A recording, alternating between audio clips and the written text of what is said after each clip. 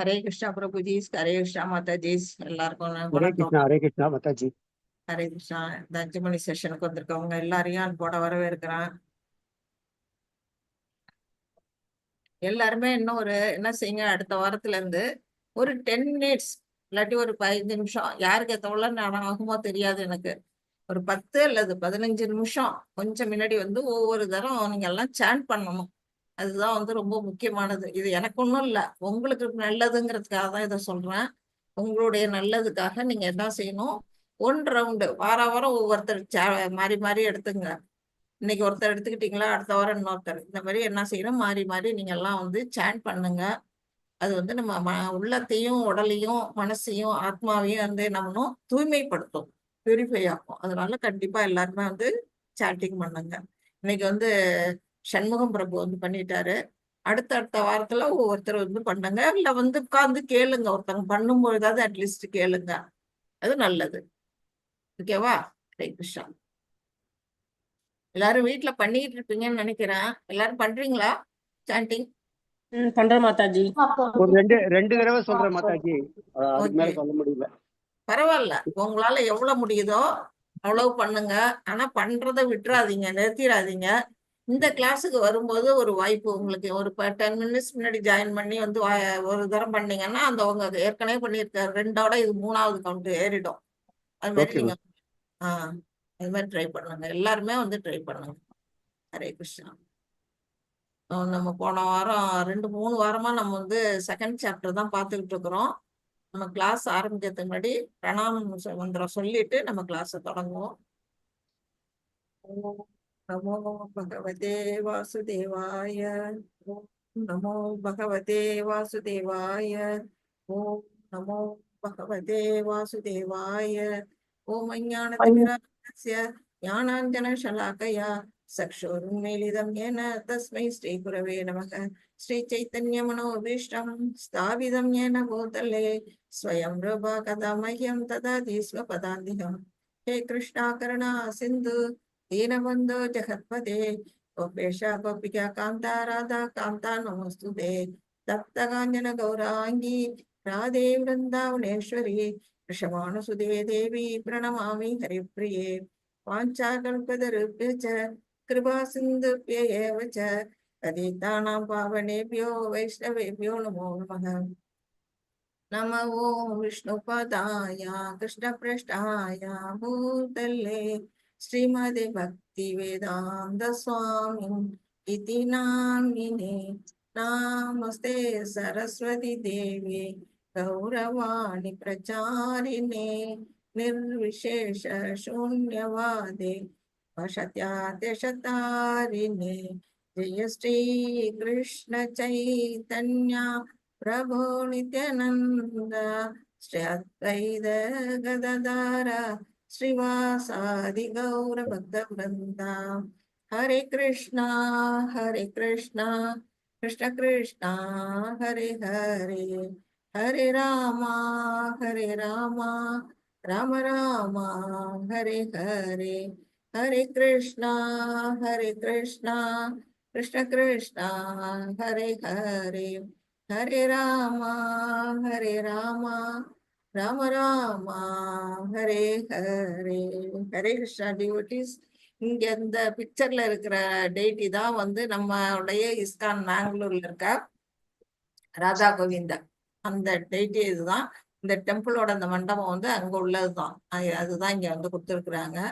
இங்க சைத்தன்யா மகாபிரபு, இங்க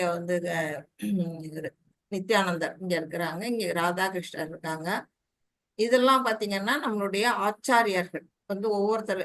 இவரோட நம்ம பிரபுபாதாவுடைய ஆச்சாரியர் பக்தி சித்தாந்த சரஸ்வதி கோஸ்வாமிகள், அவருடைய ஆச்சாரியர், அவருடைய பக்தி வினோத தாகூர் ஆச்சாரியர், இப்படி அவங்களுடைய ஆச்சாரியர்கள். இங்க இருக்கிறது கோஸ்வாமிகள், 6 கோஸ்வாமிகள். இதுங்கெல்லாம் நம்மளுடைய இந்த கௌடிய மடத்தை உண்டாக்குறதுக்கு நல்லா ரொம்ப பாடுபட்டிருக்காங்க. விருந்தாவன் டேட்டியை அவங்க தான், அந்த கோஸ்வாமிகள் தான் கண்டுபிடிச்சாங்க. எங்கேயோ மறைந்திருந்த டேட்டி எல்லாம் கண்டுபிடிச்சாங்க. இதுங்க நீங்க பார்த்திருக்க மாட்டீங்கிறதுக்காக உங்களுக்கு சொல்றேன். இதுதான் நம்ம கோயிலோடைய ராதா கோவிந்தா. அதனால நீங்க எல்லாம் உங்களுக்கு சேவிச்சுங்க. நம்ம இப்ப போகலாம். இதுவரையிலும் நம்ம ரெண்டாவது பெரம்பூர்ல மாதாஜி நான் போவேன் மாதாஜி, சாட்டர்டே அன்னைக்கு போவேன். ம், எனக்கு வீட்ல இருந்து ரொம்ப பக்கம் தான், ஒரு 4 கிலோமீட்டருக்குள்ளதான் வரும் அது. ரொம்ப ம், சின்ன கோயில் தான் அது. ஒரு தெருக்குள்ள ஒரு சின்ன கோயில் தான். ஆனா ம், சத்தமே இங்க இல்லாம எல்லாம் பிருந்தாவன் உட்காந்து மாதாஜி இருக்காங்க. எல்லாம் உட்காந்து பூ கட்டிட்டு இருப்பாங்க. நான் ஒரு 1 மணிக்கு போவேன். ம், அந்த சமயத்துல எல்லாம் பூ கட்டிட்டு இருப்பாங்க. அப்புறம் ஒரு ஒரு பிரபுஜி உட்கார்ந்துகிட்டு ப்ரேயர் பண்ணிக்கிட்டே இருப்பாரு, கையில மாலை வச்சுக்கிட்டு. ம். நான் போய் உட்கார்ந்து சொல்லிட்டு வருவேன், ஜெபம் பண்ணிட்டு நீங்களும் வருவேன். போய் ஒரு ஜெபம் அங்க உட்கார்ந்து பண்ணுங்க, நல்லது. ஆமா. இங்க கிட்டக்க தான் பிருந்தாவனம் இருக்கீங்க. இருக்குங்க மாதாஜி. சொல்லுங்க பிரபு. பிருந்தாவனம் இருக்கா மாதாஜி இங்க? இவங்க பிருந்தாவன் கிடையாது, இதுதான் இருக்கு வெறுமனே கோயில் தான், சின்ன கோயில் தான் அது. இவங்க பெரம்பூர்ல இவங்கதான் பிருந்தாவனம் இங்க இருக்கா, வேற எங்கேனா இருக்குமா? அங்க பிருந்தாவன் ராயப்பேட்டால ஒண்ணு இருக்குன்னு சொல்றாங்க. அதுக்கப்புறமா அந்த இஎஸ்ஆர் ரோட்ல ஒண்ணு இருக்குன்னு, அதெல்லாம் நான் போனது கிடையாது. இடம் தெரிஞ்சுக்கிட்டு தான் போனோம். ஈசிஆர் ரோட்ல ஒண்ணு இருக்குது. ஆமா ரோடு ஆமா. போயிருக்கேன் நான் ஒரே ஒரு வாட்டி. ம், அங்க அந்த அந்த இஸ்கான் போயிருக்கேன். ஆனா அந்த ம். எங்கன்னு தெரியல. நான் போயிட்டு வந்திருக்கேன் ஒரே ஒரு வாட்டி. போங்க. ரொம்ப தூரம் ஆ, மாதாஜி, எனக்கு வீட்ல இருந்து ஆமா, ரொம்ப ரொம்ப தூரம். தூரம். அதனால ஒரு வாட்டி தான் போயிட்டு வந்தேன். ஈசிஆர் கொஞ்சம் தூரம் தான். ஈசிஆர் கொஞ்சம் தூரம் தான் இல்லைங்களா? ஆனா ஆமா. உங்களுக்கு பெரம்பூர் கிட்டக்கன்னா பெரம்பூர் போங்க. இல்ல சரி. வந்து நீங்க எப்பயாவது முடிஞ்சப்பெல்லாம் ஈசிஆர் போற வாய்ப்பு கிடைக்கும் போதெல்லாம் அங்க போங்க, அந்த கோயிலுக்கு. பெரம்பூர்ல எங்க இருக்கு? எங்க? பெரம்பூர் சொன்னீங்களே, அது எங்க இருக்கு? பெரம்பூர்ல பெரம்பூர்ல வாசன் ஸ்ட்ரீட்ல இருக்கு. வாசன் இது ஸ்டேஷனுக்கு ரொம்ப பக்கத்துலயே இருக்கு. கேட்டா சொல்லுவாங்களா? சொல்லுவாங்க. வாசன் இஸ்கான் ஸ்ட்ரீட்னு டெம்பிள்னு கேளுங்க, சொல்லுவாங்க. கேட்டீங்கன்னா சொல்லுவாங்க பிரபு. பட்டேல் பெரம்பூர்ல ரோடுன்னு கேளுங்க, அதுக்கு பக்கத்து ஸ்ட்ரீட் அது. ஓ ரொம்ப ரைட், சின்ன பட்டேல் தெரு, ரோடு. கார்லாம் சரி போகாது. சரி சரி, ஓகே. ஆமா, நடந்துதான் நிறைய போகணும். பேரு அங்க சேவை பண்ணிட்டு இருக்காங்க, எங்க குரூப்ல இருக்கவங்களே. சரி சரி, ஓகே. அது மாதிரி பூக்கட்டி தொடுக்கிறது, அதுக்கு ஆடையெல்லாம் தயார் பண்றது சுவாமிக்கு, அதெல்லாம் நிறைய ம் பண்ணிருக்காங்க. அங்க போனா நிறைய சேவை கிடைக்கும். சேவை ம் பண்ணாலே நம்ம வந்து பியூரிஃபை ஆகலாம். சரி, நான் போய் பார்த்தாதான் அது என்னன்னு தெரியும். நான் போய் பார்த்துட்டு வரேன். போங்க, சென்னையில இருக்கவங்களுக்கு அது ஒரு வாய்ப்பு, போய் பாருங்க. சரி, தேங்க்யூ மாதாஜி. ஹரே கிருஷ்ணா, ஹரே கிருஷ்ணா பிரபு. நம்ம போன வாரம் 2 வாரமா நம்ம வந்து எதை பத்தி படிச்சுட்டு இருக்கோம்னு யாராவது சொல்ல முடியுமா? ஆத்மாவை பத்தி படிச்சிட்டு இருக்கோம் மாதாஜி. ஆத்மாவை பத்தி படிச்சிட்டு ஆத்மா இருக்கோம். அழிவில்லாதது, நித்தியமானது, பிறப்பற்றவன், மாற்றம் இல்லாதவன் என்பதை எவனொருவன் அறிந்து கொள்கிறானோ அவன் கொல்லப்படுவதோ கொலை செய்யப்படுவதோ இல்லை. அடுத்தது வந்து இப்போ பழைய ஆடையை களைஞ்சிட்டு புதிய ஆடையை கொடுக்குற மாதிரி நம்ம உடம்புல நம்ம ஆத்மா வந்து பழைய உடலை விட்டுட்டு புதிய உடலுக்கு போறது அப்படி சொல்றாரு பகவான். அடுத்தது வந்து ஆத்மா வந்து எந்த ஆயுதத்தாலும் துண்டிக்க முடியாது, நெருப்பாலும் எரிக்க முடியாது, நீராலும் நினைக்க முடியாது, வீசும் காற்றாலும் உலர்த்த முடியாதுன்னு சொல்றாரு. ஜீவாத்மாவை வெட்ட முடியாது, கரைக்க முடியாது, எரிக்கவும் முடியாது, உலர்த்தவும் முடியாதுன்னு அவர் சொல்லிட்டு, அவன் நித்தியமானவன், எங்கும் நிறைந்தவன், மாற்ற இயலாதவன், அசைக்க முடியாதவன், நித்தியமாக மாற்றமின்றி இருப்பவன் அப்படின்னு சொல்றாரு. ஆத்மா பார்வைக்கு புலப்படாதவன், சிந்தனைக்கு அப்பாற்பட்டவன், மேலும் மாற்ற முடியாதவன் என்று கூறப்படுகிறது அப்படின்னு சொல்றாரு. புலப்படாதவன் சொல்லும் போது அதோட சைஸ் என்ன பிரபு சொல்லி இருக்கிறாங்க? ஒரு முடியல வந்து 10,000 ஒரு பங்குங்கிற மாதிரி சொன்னீங்களே. கரெக்ட். நம்மளோட ஹேர்ல டிப்போட 10,000 பங்குதான் அது ஆத்மாவோட சைஸ். அது வந்து எந்த உபநிஷத்துல சொல்லப்பட்டிருக்குன்னா சாந்தோ உபநிஷத்து, முண்டக உபநிஷத்து, இதுல எல்லாம் சொல்லப்பட்டிருக்கு. மாதாஜி, ஒரு கேள்வி எனக்கு கேட்கணும் மாதாஜி, உங்கள்கிட்ட கேட்கணுங்க, ரொம்ப நாள் மறந்துடுறேன் நானு. இப்போ நான் ஒரு 10-20 வருஷமா பாக்குறேன், நிறைய இடத்துல வந்து கீதோபதேசம் போட்டு, எதற்காக அழுகிறாய், நீ எதை கொண்டு வந்தாய் இழப்பதற்கு, நீ எதை கொண்டு வந்தாலும் இங்கே இருந்து கொடுக்கப்பட்டது, எதை இழந்தாயோ அது இங்கேயே இழக்கப்பட்டது அப்படின்னு சொல்லிட்டு, நேற்று ஒருவனது, இன்று உனது, நாளை வேற ஒன்றுன்னு சொல்லிட்டு சொல்றாங்க இல்லைங்களா? அது எங்க மாதாஜி இருக்கு? பகவத்கீதையில படிச்ச கேள்விப்பட்ட மாதிரி இல்லையா மாதாஜி? பகவத்கீதை தான் வருது, அதோட உபநிஷத்தோட சாரம் தான் பிரபு. அது கீதையோட சாரம் தான். அது 10 பாயிண்ட் கொடுத்திருப்பாங்க. ஆமா, அது எங்க மாதாஜி வருது? எந்த சாப்டர்ல மாதாஜி வருதுங்க அது? ஃபர்ஸ்ட் எடுத்தோடனே கடமை செய் பலனை எதிர்பார்க்காதேன்னு தானே இருக்கும். ஆமாங்க மாதாஜி. இப்ப வந்து கர்மயோகத்துல பகவான் என்ன சொல்றாரு? உன்னோட கடமையை செய்யி, நீ எந்த பலனையும் எதிர்பார்க்காதே அப்படின்னு தானே அர்ஜுனன்ட்ட சொல்லிட்டு இருக்கிறாரு. ஆமாங்க மாதாஜி. அது மாதிரி ஒவ்வொரு பாயிண்ட்டும் வரும். நீங்க ஒவ்வொரு பாயிண்டா எடுத்து வச்சுங்க. நாங்க கிளாஸ் நடக்கும்போது ஒவ்வொரு பாயிண்ட்டுக்கும் அங்க உங்களுக்கு விளக்கம் கிடைக்கும். ஓகே மாதாஜி, ஓகே மாதா, நன்றி அப்படி மாதாஜி. கிடைக்கலன்னா நீங்க கேளுங்கன்ட்டு நான் சொல்றேன். Okay Mataji. Okay, very good. இப்போ வந்து எல்லா பாயிண்ட்டுமே நீங்க சொல்லிட்டீங்க. அதுதான் இங்க மாதாஜி அப்புறம் இன்னும் ஒரு பாயிண்ட் என்னன்னாக்கா, ஆத்மா முதல்ல வந்து இந்த உலகம் படைக்கப்பட்டதோ இடையில தான் படைக்கப்பட்டது. அதனால தோன்றியது எல்லாமே இடையில் தோன்றியதுதான். சோ இடையில தோன்றினது வந்து இடையிலே அழியுது. அதனால correct. இதுக்காக நீ எதுக்காக கவலைப்படுற அப்படின்னு சொல்றாரு. ஆமா. அப்புறம் வந்து பிறப்பவன் மரணிப்பான், மரணிப்பவன் பிறப்பான். அதனால நீ இதுல உன் கடமையில இருந்து நீ தவறாத அப்படின்னு சொல்றாரு. Very good. அதனால அதான் பிறப்பும் ஆத்மாக்கு இறப்பும் மாறி மாறி வரக்கூடியது. மாறி மாறி வரக்கூடாது. அதனால நீ இப்ப கொல்றன்னு நினைக்கிற. ஆனா அவருங்க மறுபடியும் பழைய ஆடையில இருந்து புதிய ஆடைக்கு உடம்பு எடுத்துக்கிற மாதிரி அவங்க மறுபடியும் எடுத்துப்பாங்க அவங்க. அதனால அத பத்தி நீ கவலைப்படாத. உன்னுடைய கடமையில இருந்து நீ தவறாத அப்படின்னு சொல்றாரு. சரி. அதனால பகவான் என்ன சொல்றாரு? போரிடு, போரிடு, போரிடு. அதேதான் சொல்லிட்டு இருக்காரு இல்லையா? ஒவ்வொரு இதுலயும் இப்ப ஆத்மா பத்தி தான் இதுல கொடுத்திருக்கிறாங்க. 30 பாயிண்ட் கொடுத்திருக்கிறாங்க நம்ம படிச்சதுல. ஃபர்ஸ்ட் என்னன்னா நித்தியமானது. நம்ம இப்ப பிரபு எல்லாமே சொன்னாரு. அதை பத்தி தான் அதேதான் கொடுத்திருக்காங்க. மாற்றம் இல்லாதது, அழியாதது, அளவிட முடியாதது. அப்புறம் யாரும் வந்து அதை கொலை பண்ண முடியாது. இப்ப நீ வந்து அர்ஜுனன் போய் வந்து போர்க்களத்துல போர் புரியும் பொழுது ஆத்மாவை கொல்லல, அவன் யாரை கொல்றான்? உடலைத்தான் கொல்றான். அதுதான் அவரு பகவான் இங்க வந்து சொல்றாரு. ஒருபோதும் கொல்லப்படுவதில்லை, பிறப்பு இல்லை, இறப்பு இல்லை. பகவான் எப்படி வந்து அனாதியானவரோ, அவர் எப்ப வந்து தோன்றினாருங்கிறது எப்படி எல்லாருக்கும் தெரியாதோ, அதே போலதான் ஒவ்வொரு ஆத்மாக்களும் ஆதியும் அந்தமும் தெரியாது. எப்ப தோன்றுச்சு அப்படிங்கிறது யாருக்கும் தெரியாது.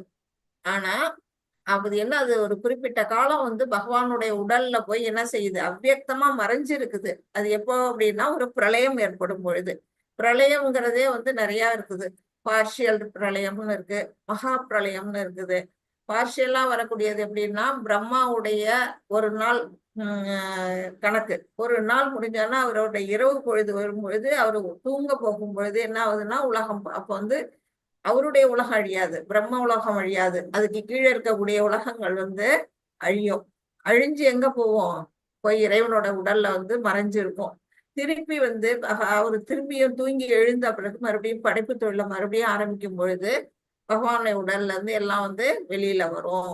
அதெல்லாம் வந்து நம்ம போக போக வந்து நம்ம அடுத்தடுத்த சாப்டர்ல நம்ம படிப்போம். லெவல் 1லயே நம்ம படிச்சதுதான் பின்னாடி வரும். இப்ப நம்ம லைட்டா தெரிஞ்சுக்கிறோம் அதை பத்தி. அப்படி அப்ப வந்து இந்த உடல் மட்டும் என்ன ஆகுது? மறைஞ்சு இருக்குது. அழியறதுங்கிறது உடலுக்கு தான். ஆத்மா வந்து எப்படி இருக்குன்னா இறைவனோட உடல்ல போய் மறைஞ்சு இருக்குது. திருப்பி வருது. அது எத்தனையோ உயிர்வாழிகள் இருக்கு. அளவிட முடியாத அளவுக்கு அது வந்து சிறு துகள். அந்த ஜன்னல் ஓரத்துல இருந்து வரக்கூடிய அந்த சூரிய ஒளியில வரக்கூடிய அணுக்கதிர்கள் எப்படி தூசி மாதிரி நம்ம கண்ணுக்கு தெரியுதோ, அத போல இந்த உயிர்வாழிகளும் வந்து எப்படி இருக்கிறாங்க? கோடிக்கணக்கான உயிர்வாழிகள் வந்து இருக்கிறாங்க. ஒவ்வொருவரும் தனித்தன்மையோட இருக்கிறாங்க. யாரும் போய் இறைவனோட மெர்ஜ் ஆகல. அருவவாதிகள் என்ன செய்யறாங்க? வந்து போய் இறைவனோட வந்து ஒண்ணு கலந்துருது ஆத்மா அப்படின்னு நினைச்சுதான் நம்ம எல்லாம் பண்ணுவோம். இதுவரையிலும் நம்ம பகவத்கீதை படிக்கிறதுக்கு முன்னாடி என்ன செய்வோம்? இறந்து போனோம்னா நம்ம இறைவனோட போய் ஒண்ணு கலந்துருவோம் அப்படின்னு நினைச்சுக்கிட்டு இருப்போம். நிச்சயமா ஒண்ணு கலக்காது. அங்க போய் உள்ள வந்து என்ன செய்யுது? அவ்வியக்தமா அடங்கி இருக்குது. திருப்பி வந்து வெளியில வரும். வெளியில வரக்கூடிய உயிர்வாழிகள் தான் வந்து பந்தப்பட்ட ஆத்மாக்கள். ஆனா முக்தி பெற்ற ஆத்மாக்கள் என்ன செய்யுது? நேரா ஆன்மீக லோகத்துக்கு போயிடுது. அங்க போய் என்ன செய்யுது? இறைவனுக்கு நித்தியமா வந்து தொண்டாற்றுது. அதெல்லாம் நம்ம வந்து போக போக படிப்போம். இப்படிதான் வந்து ஆத்மா பற்றிய அறிவு வந்து இதுல நிறைய ஒரு 30 பாயிண்ட் கொடுத்துருக்காங்க. இப்ப நீங்க எல்லாம் சொன்னதுதான், எல்லாமே நீங்க சொன்னதுதான் பிரபுக்கு சொல்லிட்டாரு. அதனால இது உங்க எல்லாருக்கும் தெரியுது. ஓகே, அடுத்தது நம்ம போகலாம். அப்ப வந்து இதோட வந்து பகவான் என்ன சொல்லிட்டாரு? சாங்கிய தத்துவத்தை முடிச்சுட்டாரு. அதாவது நம்ம உடல்ல வந்து ஆத்மா பற்றிய விஷயங்கள் எல்லாம் வந்து அர்ஜுனனுக்கு சொல்லப்பட்டுட்டு நம்ம வந்து 2.1ல இருந்து 10 வரையிலும் அர்ஜுனனுடைய சந்தேகங்கள் வந்து அவர் வந்து ஃபர்ஸ்ட் சாப்டர்ல வந்து ஒரு 5 காரணம் சொல்றாரு. அதுக்கு பிறகும் அவருடைய சந்தேகம் தீராம மறுபடியும் வந்து இதுல வந்து சொல்லும் பொழுது பகவான் என்ன செய்யறாரு? எங்க இருந்து உனக்கு இந்த கலங்கங்கள் வந்தது? ஒரு வீரனுக்கு தகுந்த இல்லையே அப்படின்னு சொல்லி அவரை வந்து கேள்வி கேட்கும் பொழுது அவர் என்ன செய்யறாரு? குழப்பத்தினால பகவான்கிட்ட 2.7ல வந்து என்ன செய்யறாரு? சரணம் அடைகிறாரு. கார்பண்ய தோஷோ பகதஸ்வபாகா அப்படிங்கிற அந்த ஸ்லோகத்துல வரும். நீதான் வந்து எனக்கு ஆச்சாரியரா இருந்து எனக்கு வழி நடத்தணும் அப்படின்னு வந்து சரணடைகிறாரு. அது பார்த்தோம். அதுக்கு பிறகு 11ல இருந்து 30 வரையிலும் போன வாரம் நம்ம வந்து படிச்சோம். என்ன சொல்றாரு, ஆன்மாவோட விளக்கங்களை கொடுக்கிறாரு. சாங்கிய தத்துவத்தை பத்தி பகவான் இதுல வந்து அழகா சொல்லி இருக்கிறாரு. ஆன்மாவுக்கு மரணம் கிடையாது, அதனால நீ வந்து சண்டையிடு, போரிடு அப்படின்னு பகவான் என்ன சொல்றாரு, அர்ஜுனன்னா போரிட சொல்லிடுறத படிச்சுட்டோம். இப்ப இன்னைக்கு வந்து நம்ம 31ல இருந்து 38 வரையில என்ன பார்க்க போறோம், கர்ம காண்டா. எப்படி வந்து ஒரு செயலை செய்யறது மூலமா நம்ம வந்து இறைவனை சென்றடைகிறது, அது வந்து எப்படி கர்ம காண்டா அப்படிங்கிறத நம்ம வந்து இப்ப போக போற இந்த வரப்போற ஸ்லைட்ல பார்க்க போறோம். 39ல இருந்து 53 வரையில என்ன சொல்லுவாங்கன்னா புத்தி யோகம். இதுலயே வந்து பகவத்கீதையோட மொத்த சுருக்கமும் இது வந்து சொல்லப்பட்டிருக்குது. அதனாலதான் வந்து இதுல கர்ம யோகம், புத்தி யோகம், அப்புறம் பக்தி யோகம் எல்லாமே வந்து இதுல சொல்லப்பட்டிருக்கு. புத்தி யோகம்ங்கிறது என்ன, பக்தி யோகம் தான். புக்தி யோகமும் பக்தி யோகமும் ரெண்டும் ஒண்ணுதான். ஏன்னா அது வந்து நிஷ்காம கர்மா, இறைவனுக்காக அர்ப்பணிச்சு செய்யக்கூடிய செயல்கள். அதை பத்தி சொல்லுவாரு. அப்பவும் என்ன சொல்றாரு, சண்டையிடு. ஆனா எப்படி சண்டையிடணும், எந்த ஒரு பலனையும் எதிர்பார்க்காம நீ சண்டையிடணும் அப்படிங்கிறத அந்த 53 வரையில் உள்ள ஸ்லோகங்கள்ல சொல்லப்பட்டிருக்கு. 54ல இருந்து 72 வரையிலும் ஸ்தித பிரஜா, ஒரு சோபர்மேன், நிலையான மனமுடையவன் எப்படிப்பட்டவன் அப்படிங்கறத பத்தி நம்ம படிக்க போறோம். இன்னைக்கு நம்ம வந்து கர்ம காண்டா அதை வந்து 31ல இருந்து நம்ம படிக்க போறோம். இதுல வந்து என்ன சொல்லியிருக்கிறாரு, சண்டையிடு. எல்லாத்துலயும் அவர் வந்து கடைசி மட்டும் என்ன செய்யறாரு, நீ வேலை செய்யி, உனக்குடைய கடமை என்ன, நீ சண்டையிடுறதுதான். Fight for gains come from beautifully. உன்னுடைய கடமை என்னது, ஃபைட்டிங், சண்டை. அப்ப எப்படி சண்டையிடணும், கடமைக்காக செயலாற்றணும். எந்தவித லாபத்தையும் நீ எதிர்பார்க்க கூடாது. அதனால வரக்கூடிய லாபமோ நஷ்டமோ அதை பத்தி நீ கவலைப்படாத. பாவம் வரும், வர்ண சங்கரம் ஏற்படும் அப்படின்னு எல்லாம் அவர் சொல்றாரு இல்லையா, அதை பத்தி எல்லாம் உனக்கு கவலை இல்லை. என்னுடைய விருப்பம் என்ன, பகவானை திருப்தி செய்வதுதான் ஒவ்வொரு ஆத்மாவுடைய கடமை. ஒரு சத்திரியனோட கடமையும் அதுதான். அப்படி நீ செய்யலைன்னா என்ன வரும், இழப்பு வரும். அதனால நீ கடமையை அப்படி செயலாற்று அப்படின்னு பகவான் வந்து இங்க சொல்றாங்க. யார் படிக்கிறீங்க 31 ஸ்லோகா அண்ட் டிரான்ஸ்லேஷன்? ஹரே கிருஷ்ணா மாதாஜி, படிக்கட்டுமா? படிங்க பிரபு. ஹரே கிருஷ்ணா. ஸ்வதர்மம் அபிசாவேக்ஷ்ய ந விகிம்பிதும் அர்ஹசி தர்மியாதியுத்தா ஸ்ரேயோன்யத் க்ஷத்ரியஸ்ய ந வித்யதே. சத்திரியன் என்ற முறையில் உனக்கென்று உரிய கடமையை பற்றி கருதும் போது தர்மத்தின் கொள்கைகளுக்காக போர் புரிவதை காட்டிலும் வேறு சிறந்த கடமை உனக்கில்லை, எனவே தயங்க தேவையில்லை. ஹரே கிருஷ்ணா மாதாஜி. ஹரே கிருஷ்ணா பிரபுஜி. பிரபுஜி இன்னொரு தடவை படிங்க மாதா. பிரபுஜி நல்லா படிச்சீங்க, ஒரு தடவை நான் தெரிஞ்சுக்கிறேன் நல்லா. அடுத்த ஸ்லோகம் படிப்பாரு. அடுத்த ஸ்லோகம் படிப்பாரு. இது வந்து ஒரே ஒரு நிமிஷம் மாதாஜி, ஒரு நிமிஷம் நீங்க அலோவ் பண்ணீங்கன்னா ஒண்ணு சொல்லுவேன். அதாவது ஒருத்தர் நல்லா பாடிட்டே இருந்தாராம். அப்ப கூட்டத்துல சொன்னாங்கன்னா மறுபடியும் ஒன்ஸ் மோர் அப்படின்னாங்களாம். உடனே அவர் மறுபடியும் பாடினாராம். அப்புறம் மறுபடியும் ஒன்ஸ் மோர் அப்படின்னாங்களாம். இவருக்கு ஒன்னும் புரியல, நம்ம என்னடா அவ்வளவு நல்லா வாடா பாடுறோம் அப்படின்னாராம். அப்ப அவங்க கூட்டத்துல இருந்தவங்க சொன்னாங்க, இல்ல நீங்க கரெக்டா பாடுற வரைக்கும் நாங்க ஒன்ஸ் மோர் கேட்டுக்கிட்டே தான் இருப்போம் அப்படின்னாங்களாம். இல்ல பிரபுஜி நல்லா படிக்கிறீங்க பிரபுஜி. நீங்க உண்மையாதான் கேக்குறாரு, அவர் உண்மையாதான் கேக்குறாரு. வேணா அவருக்காக இன்னொரு சிறந்த ஸ்லோகத்தை படிங்க. எதை படிக்கணும் மாதாஜி? ஃபர்ஸ்ட் அதே மாதிரி இல்லைன்னா ஸ்வதர்மம்னு படிச்சீங்களா, அதான் 31. சரி சரி சரி. ஹரே கிருஷ்ணா ஹரே கிருஷ்ணா. ஸ்வதர்மம் அவிசாவேக்ஷ்ய ந விகம்பிதும் அர்ஹசி தர்மியாதியுத்தா ஸ்ரேயோன்யத் க்ஷத்ரியஸ்ய ந வித்யதே. சத்திரியன் என்ற முறையில் உனக்கென்று உரிய கடமையை பற்றி கருதும் போது தர்மத்தின் கொள்கைகளுக்காக போர் புரிவதை காட்டிலும் வேறு சிறந்த கடமை உனக்கில்லை, எனவே தயங்க தேவையில்லை. ஹரே கிருஷ்ணா மாதாஜி. ஹரே கிருஷ்ணா. பிரபுவோட ஆசை நிறைவேறும் நினைக்கிறேன். நன்றி நன்றி பிரபுஜி. நன்றி நன்றி. எல்லாம் குருவோட அருள் பிரபுஜி. இல்ல சமஸ்கிருதம் தெரிஞ்சாதான் பிரபுஜி இது மாதிரி சொல்ல முடியும், அதனால சொல்ல முடியாது. வெறும் தமிழை வச்சுக்கிட்டு ஒண்ணும் செய்ய முடியாது. பிரபு ஹரே கிருஷ்ணா. ராதாகிருஷ்ணன் பிரபு, எனக்கெல்லாம் இது தெரியாது, இது சான்ஸ்கிரிட் தெரியாது எனக்கு. ஆனா இப்ப வந்து ஸ்லோகம்லாம் நல்லா வாசிக்க வந்துட்டு, ஏன்னா பயிற்சி தான். ஒண்ணு பயிற்சி பண்ணீங்கன்னா வந்துடும். ஓகே.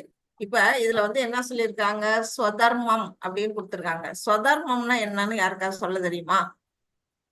அதாவது ஒத்தனுக்கானது ஒருவனுக்கானது ஒருவனுக்கான ஒவ்வொருத்தரும் கடமையை செய்யக்கூடிய தர்மம், ஆஹ் ஒருத்தருடைய கடமையை செய்யறதுக்கான தர்மம். அதாவது இப்போ அந்த வருணத்துல வரும்போது ஒரு சத்திரியன்னா போர் புரிவது வந்து அவருடைய சுதர்மம், அதாவது காப்பாத்துறது வந்து அவருடைய சுதர்மம். அதை விட்டுட்டு அவரு வந்து வேற ஏதாவது தொழில் பண்றாருன்னா அது அவருடைய சுதர்மம் கிடையாது. சோ அந்த சுதர்மத்துக்குள்ள அவர் செய்யும் போது அது பாவமும் ஆகாது. ஓகே. இப்போ வந்து பிரபு சொன்னாரு, நீங்க சொல்லுங்க பிரபு, என்னமோ சொல்ல வந்தீங்க. ராதாகிருஷ்ணன் நானா? பிரபு. இல்ல, நான் ஒத்தனுக்குரிய தர்மங்கள், ஒருவனுக்குரிய தர்மங்கள் சொன்னேன். Correct correct. இப்போ வந்து ஒரு வீட்டுல ஒரு குடும்ப தலைவன் இருக்கானா, அந்த குடும்ப தலைவனுடைய கடமை என்ன? அந்த குடும்பத்தை காப்பாற்றணும் இல்லையா? ஏன்னா அவரை நம்பிதான் அவருடைய மனைவிகள், குழந்தைகள் எல்லாம் இருக்கிறாங்க. ஒரு மனைவியோட கடமை என்ன? அந்த குடும்பத்துக்கு தேவையான செயல்கள் எல்லாம் செய்யணும், சமைக்கணும், அந்த குழந்தைங்களை வந்து பராமரிக்கணும், அப்புறம் வீட்டை வந்து நிர்வாகம் பண்ணணும். இது எல்லாம் ஒரு மனைவியோட கடமை. ஒரு குழந்தைங்களோட கடமை என்ன? அவங்க சின்ன குழந்தையா இருந்தா விளையாடுவாங்க, கொஞ்சம் வளர்ந்த குழந்தைங்களா இருந்தா அவங்களுடைய படிப்பு, அந்த படிப்பை வந்து அவங்க வந்து நேர்மையா வந்து என்ன செய்யணும், அதை ஒழுங்கா அவங்க படிக்கணும். அப்புறம் பெரியவர்கள் தன்னுடைய தாய் தந்தையர் பேச்சு அவங்க கேட்கணும். இப்படி ஒவ்வொருத்தருக்குமே கடமை வந்து உலகத்துல வந்து நிர்ணயிக்கப்பட்டிருக்கு. அவங்கவுங்களுடைய கடமை தான் வந்து இங்க ஸ்வதர்மம் அப்படின்னு இங்க சொல்லப்பட்டிருக்கு. இப்ப பிரபு சொன்னாரு, என்ன சொன்னாரு? ஒரு சத்திரியனோட கடமை என்னன்னா அவன் போர் புரியணும். ஷத் அப்படின்னு சொன்னாலே தீமைன்னு அர்த்தம். திராயதே அப்படின்னா என்னன்னா காப்பாத்தல், பாதுகாத்தல் அப்படிங்கிறது. அப்ப வந்து ஒரு சத்திரியன்கிற அந்த வேர்ட்லயே என்ன இருக்குன்னா பாதுகாத்தல், தீமையில இருந்து மக்களை பாதுகாத்தல். எந்த தீமை? எதிரி நாட்டுல இருக்க பகைவன்கிட்ட இருந்து மக்களை வந்து பாதுகாக்க வேண்டிய கடமை வந்து ஒரு ராஜாவா இருக்கிறவனுக்கு இங்க சொல்லப்பட்டிருக்கு. அப்படி சொல்லும் பொழுது இப்ப வந்து ஒரு அர்ஜுனன் என்ன செய்யணும்? அப்ப வந்து இங்க அதர்மம் வந்து அதிகமாயிடுச்சு. அதர்மிகள்கிட்ட இருந்து நாட்டை வந்து காப்பாத்தி மக்களை வந்து தர்ம வழியில நிலைநிறுத்தணும் அப்படிங்கும் பொழுது அவன் என்ன செய்யணும்? அங்க போர் புரிய வேண்டிய அவசியம் அவனுக்கு இருக்குது. அந்த இடத்துல போய் நான் போர் புரிய மாட்டேன், இது பாவச் செயல், இது வந்து வர்ண சங்கரம் ஏற்படும், அப்படி நான் சந்நியாசம் போறேன், நான் பிச்சை எடுக்கிறேன் அப்படின்னு எல்லாம் வந்து அர்ஜுனன் சொல்லுவது வந்து ஏற்கக்கூடியதா இல்லை. அது பகவான் வந்து ஏத்துக்கவும் இல்லை. வந்து சந்நியாசத்தை கிடையாது. சந்நியாசம் யார் செய்யணும்? அந்த அந்த 4 வகையான வர்ணாசிரமம் வரும். அது நம்ம 4th சாப்டர்ல நம்ம படிப்போம். பிராமணன், சத்திரியன், வைசியன், சூத்ரன், அந்த 4 வர்ணங்களுக்கும் ஃபர்ஸ்ட் பிரம்மச்சரியம், கிரகஸ்தன், வானப்பிரஸ்தம், சந்நியாசம்னு சொல்லப்பட்டிருக்கு. அந்த வயசு வரும்பொழுதுதான் சந்நியாசம் வந்து அலௌடு. இப்ப வந்து கிடையாது. அதுவும் இல்லாம இவங்க என்ன செய்யணும்? இப்ப வந்து நாட்டை அவன் பாதுகாக்க வேண்டிய நிலையில அவன் இருக்கிறான். அப்படிப்பட்ட நிலையில வந்து போர் புரிய மாட்டேன் அப்படின்னு சொல்றது வந்து ஏத்துக்கக்கூடியதா இல்ல. பகவான் வந்து இப்ப அறிவுரை வந்து சொல்றாரு, உன்னுடைய கடமை என்ன, நீ வந்து என்ன செய்யணும்? இப்ப வன்முறை அப்படின்னு அவங்க நினைக்கிறான். வந்து போர்ல வந்து எதிரிகளை கொல்றது, அதாவது எதிரிகள்ங்கிறத விட தன்னுடைய உறவினர்கள் கொல்றது. அந்த உறவினர்கள் யாராரு? அவங்க தாத்தா, உங்களுடைய குரு, ஒரு சகோதரர்கள், இவங்களெல்லாம் மனசுல நிலைநிறுத்தி அவங்களை கொல்றது வந்து என்னது? பாவச் செயல். அப்புறம் வந்து வன்முறை. அவங்கள கொலை பண்ணிட்டு நான் வந்து எப்படி சந்தோஷமா இருப்பேன், எனக்கு வந்து துக்கம்தான் வரும் அப்படின்னு அர்ஜுனன் சொல்லிட்டு இருக்கிறாரு. அதுக்கு வந்து என்ன செய்யறாரு? அது வன்முறையே கிடையாது அப்படிங்கிறத பகவான் இங்க வந்து நிரூபணம் பண்றாரு. ஒரு ஒரு அதர்மியை அழிக்கிறது வந்து ஒரு சத்திரியனோட கடமையா சொல்லப்பட்டிருக்கு. அது போல வந்து யாகம்லாம் வளர்ப்பாங்க. முன்ன காலத்துல வந்து யாகம் வளர்த்தாங்கன்னா இப்ப கூட வந்து சில அதாவது துர்தேவதைகள் சொல்லுவோம் இல்லையா, காளி, மாரியம்மன், அந்த மாதிரி சில தெய்வங்களுக்கு வந்து பலி கொடுப்பாங்க.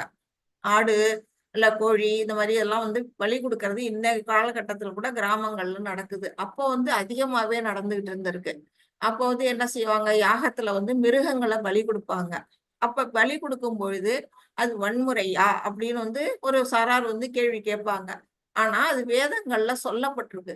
அந்த யாகங்கள்ல பலி கொடுத்தா அது எப்படிப்பட்ட மிருகங்களை கொடுப்பாங்கன்னா முதிர்ந்த, அதாவது அது வந்து முதிர்ச்சி அடைஞ்சிருக்கும். அதுக்கு மேல அதுக்கு வாழறதுக்கான ஒரு நிலை இருக்காது. அந்த நிலையில இருக்க மிருகங்களை தான் வந்து சூஸ் பண்ணி அங்க யாகத்துல பலி கொடுப்பாங்க. அது என்ன செய்யும்னா உடனே அடுத்த ஸ்டேஜுக்கு போயிடும். இப்ப வந்து நம்ம வந்து ஒரு திருவாசகத்துல வரும், சிவபுராணத்துல, புல்லாகி பூடாகி மரமாகி பல்விருகமாகி அப்படின்னு ஒரு பாடல் ஒண்ணு இருக்குது. அந்த பாட்டுல பாத்தீங்கன்னா சின்ன ஒரு புல்லாகி பூடாய் புழுவாய் மரமாகி பல்விருகமாய் பறவையாய் பாம்பாகி கல்லாய் மனிதராய் பேயாய் கடங்களாய் வல்லசுரராய் முனிர்வாய் தேவராய் செல்லாது நின்று தாவர சங்கமத்துள் எல்லா பிறப்பும் பிறந்தளித்தேன் என்பெருமான் வரும். கரெக்ட். அந்த மாதிரி எல்லா பிறப்பும், எத்தனை பிறப்பு, எத்தனையோ 84 லட்சம் வகையான உயிர் வாழினங்கள் இதுல சொல்லப்பட்டிருக்கு. அந்த 84 லட்சம் வகையான உயிரினங்களையும் நம்ம பிறந்து பிறந்து இழைச்சுக்கிட்டே இருந்தோம்னா எப்பதான் நம்ம இறைவனை போய் சென்றடையுது? அதுக்காக தான் வந்து என்ன செய்யறாரு, அந்த மிருகங்களை வந்து இப்ப வழி எடுக்கும் பொழுது அது என்ன செய்யணும்னா அது அடுத்தடுத்த ஸ்டேஜுக்கு போகாது. இப்ப சொன்னோம்ல புல்லாகி பூடாகி மரமாகின்னு அந்த வரிசையில வராம நேரடியா அடுத்த ஸ்டேஜ் மனிதரா வர்றதுக்கு கூட அதுக்கு வாய்ப்பு இருக்குதான்.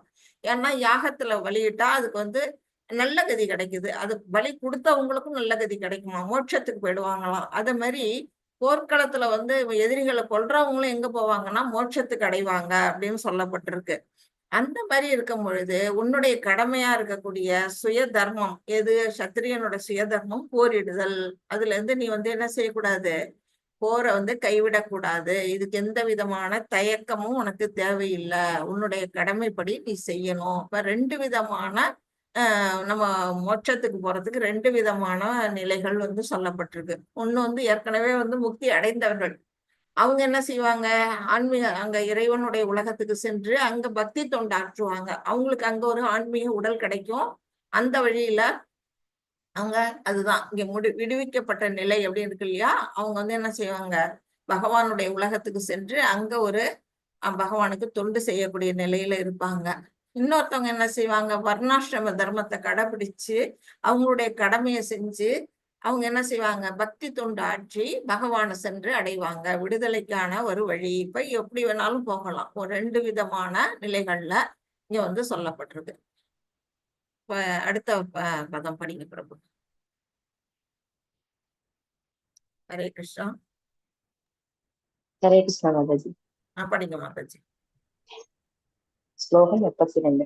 யத்ருச்சயா சோபபன்னம் ஸ்வத்வாரம் 32 தான் மாதாஜி படிக்கிறேன். யத்ருச்சயா சோபபன்னம் ஸ்வத்வாரம் அபாவ்ருதம் சுஹினஸ் சத்ரியாः பார்த்த லபந்தே யுக்தம் ஈத்ருசம். பார்த்தனே, வலிய வரும் போர் வாய்ப்புகள் ஸ்வர்க்கலோகத்தின் கதவுகளை திறந்து விடுவதால் அவற்றை பெறும் அரச குலத்தோர் மகிழ்கின்றனர். ஹரே கிருஷ்ணா. ஹரே கிருஷ்ணா. இப்ப வந்து அர்ஜுனன்ட்ட வந்து கேக்குறாரு, என்ன சொல்றாரு, சொர்க்கலோகம், அதாவது போர்க்களத்துல இறந்தா சொர்க்கலோகத்துக்கு போகலாம் அப்படின்னு சொல்லப்பட்டிருக்கு. ஏன் எப்படி வந்து சொர்க்கலோகத்துக்கு போக முடியும் போர் செய்யும் பொழுது?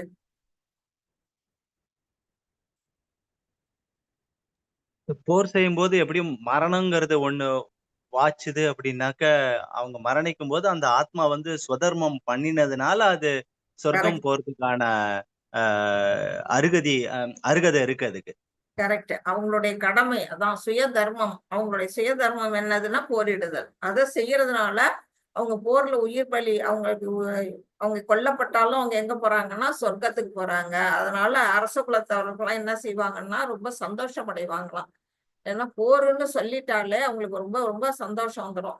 போர்க்காலத்துக்கு வீட்டுல இருப்பாங்க, வீட்டுக்கு வீடு ஒவ்வொருத்தர் போவாங்க இல்லையா, இந்த காலத்துலலாம் வீட்டுக்கு ஒரு ஆண்மகன் போவாங்க. எல்லாருமே என்ன செய்வாங்கன்னா போர்க்களத்துல போய் இறந்துட்டா என்ன ஆகும், சொர்க்கத்துக்கு போக போறோம்னு சந்தோஷத்துல போறாங்க. அப்படி வந்து அங்க போர்க்களத்துல வெற்றி அடைஞ்சிட்டா அவங்களுக்கு என்ன காத்துக்கிட்டு இருக்கு, இங்க வந்து ராஜ்யம் காத்துக்கிட்டு இருக்கு. ஒரு நல்ல ஒரு செல்வ வளமான நாட்டை அவங்க ஆட்சி அடைவாங்க. அந்த மாதிரி நேரத்துல அர்ஜுனன் வந்து என்ன சொல்றாரு, நான் சந்நியாசம் ஏத்துக்கிறேன் அப்படின்னு ஒரு சொல்றது வந்து பகவான் வந்து இங்க வன்மையா கண்டிக்கிறாரு. நீ வந்து இது செய்யக்கூடாது. எல்லா ஒரு சத்திரியனோட கடமையே வந்து குடிமக்களை காப்பாற்றுறதுதான். அப்படிப்பட்ட உன்னுடைய கடமையில இருந்து நீ வந்து தவறக்கூடாது. இந்த இடத்துல நீ வன்முறை அப்படின்னு சொல்லவே கூடாது. இந்த இடத்துல எந்த விதமான வன்முறையும் இல்லை. மேலும் வந்து இது பகவானுடைய ஆர்டர். அப்ப வந்து அவர் இது வந்து சந்தோஷப்படுத்தணும். அப்படிங்கும் பொழுது அதை வந்து என்ன செய்யணும், அவங்க உடனே நிறைவேற்றணும். யாரு இந்த அதர்மவாதிகள் துரியோதனர்கள்லாம் என்ன செய்யறாங்க, பொறாமை கொண்ட மன்னர்களா இருக்கிறாங்க. அதர்மிகளா இருக்கிறாங்க. அப்படிப்பட்ட அவர்களை வந்து அழித்து நீ வந்து உன் நாட்டை வந்து நீ கைப்பற்றணும். அதனால நீ வந்து இதுல இருந்து நழுவக்கூடாது அப்படின்னு அறிவுறுக்கிறாரு. 33 படிங்க. அதசேத்வம் இமம் தர்மம் சங்கிராமம் ந கரிஷ்யசி ததஸ்வதர்மம் கீர்த்திம் ச ஹித்வ பாபம் அவாப்யசி. மீனிங் படிக்கணும். எனவே போரிடுதல் எனும் இந்த தர்மத்தின் கடமையில் நீ ஈடுபடாவிட்டால் உன்னுடைய கடமையில் இருந்து தவறியதற்கான பாவ விளைவுகளை நிச்சயமாக பெறுவதோடு சிறந்த போர் வீரனும் புகழையும் இழப்பாய். ஹரே கிருஷ்ணா மாதாஜி. ஹரே கிருஷ்ணா. நல்லா படிச்சீங்களே பிரபு ஸ்லோகம். ஓகே, நன்றி மாதாஜி. ஹரே கிருஷ்ணா. இப்ப வந்து அர்ஜுனனை வந்து அவர் பாராட்டுறாரு. ஸ்லோகமே வரல மாதாஜி. ஸ்லோகம் வரல மாதாஜி, ஸ்லோகமே வரல இதுல. ஆமா, இதுல ஸ்லோகம் ஸ்லோகம் வரல, இந்த ஸ்லோகம் வரல.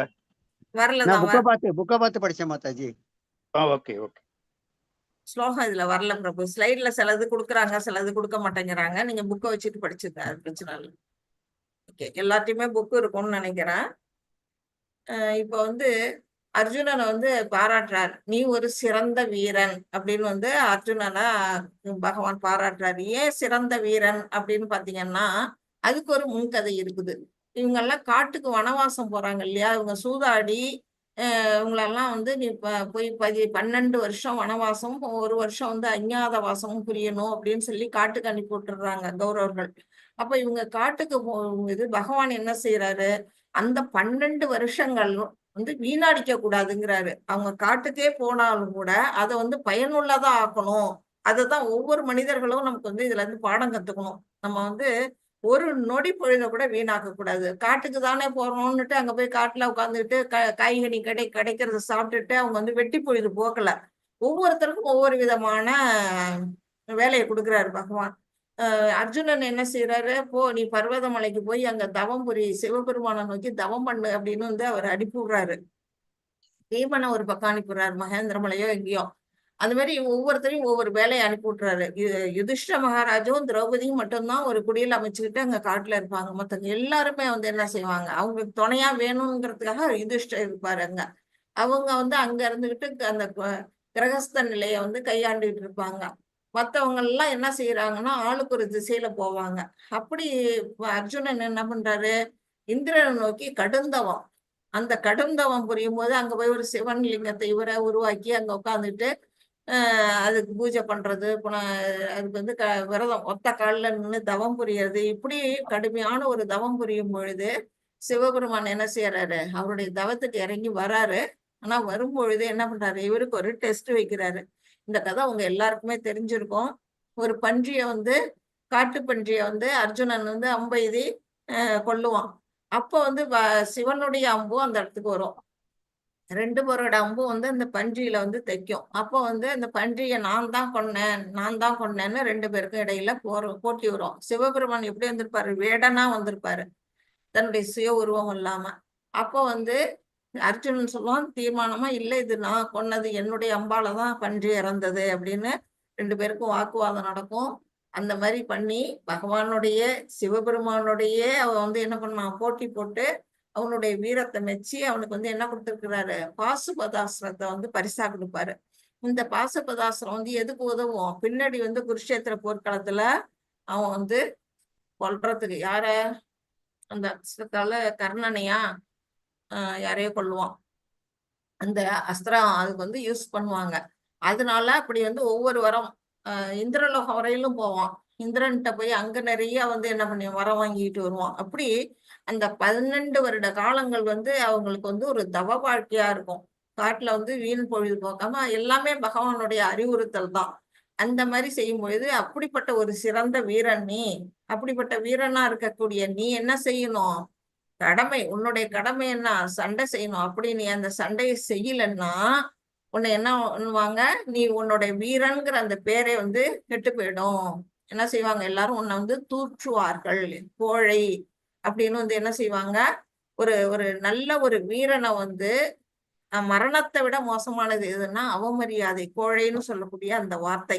இப்ப வந்து இவங்கெல்லாம் வந்து இவங்க இந்திரபிரஸ்தம் அரண்மனையில வந்து ஃபர்ஸ்ட் இவங்க கட்டுறாங்க இல்லையா, நிர்மாணியம் பண்றாங்க இல்லையா, அப்போ வந்து எல்லாரையும் அழைச்சிருப்பாங்க, கௌரவர்கள்லாம் வந்திருப்பாங்க.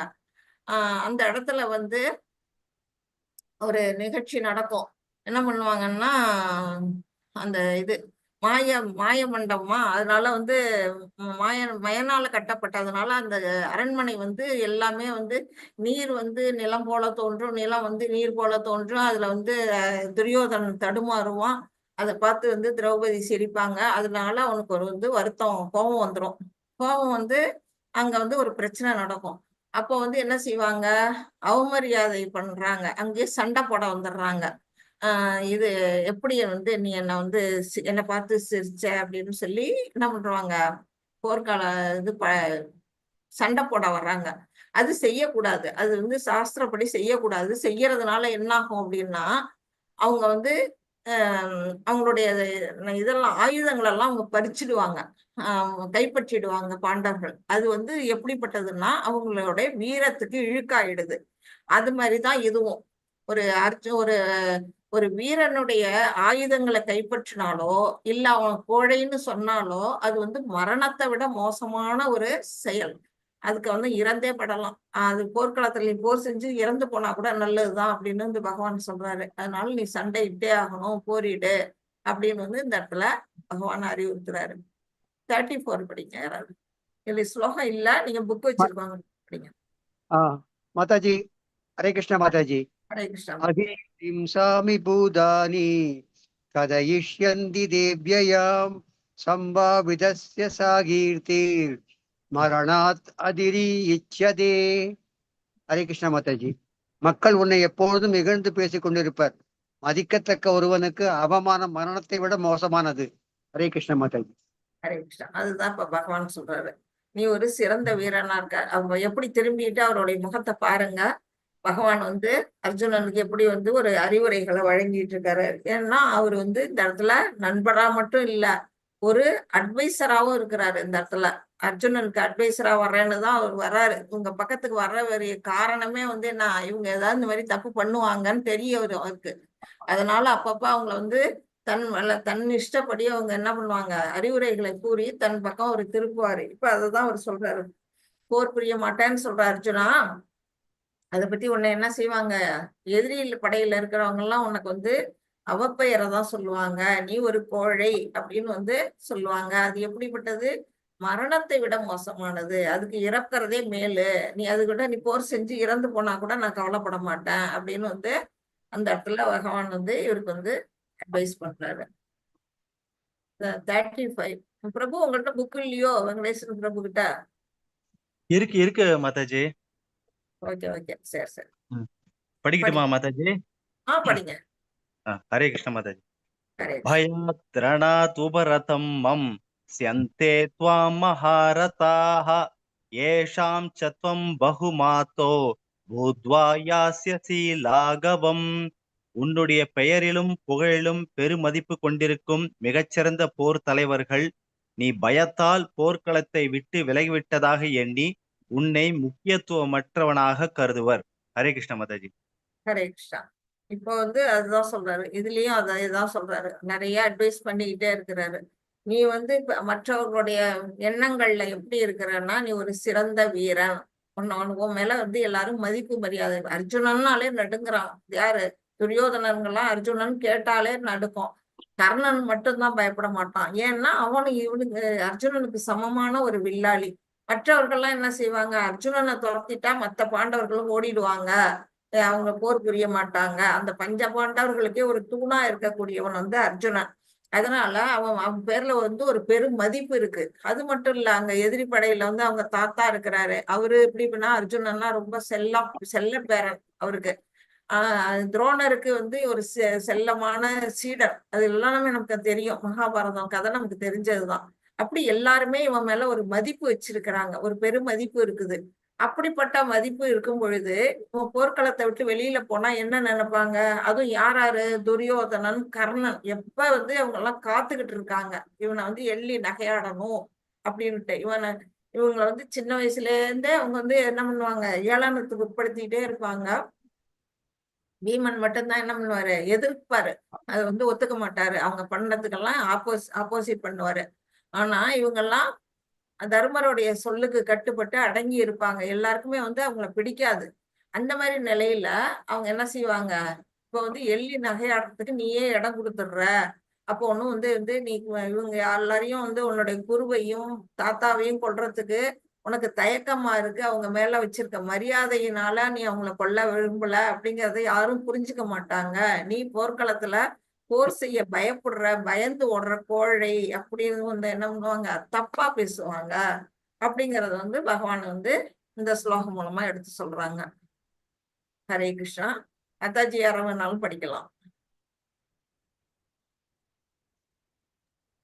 36.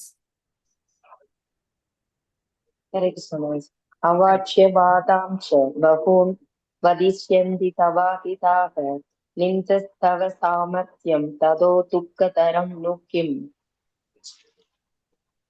அன்பில்லாத வார்த்தைகள் பலவற்றை கூறி உனது எதிரிகள் உனது திறமையை நிந்திப்பர்.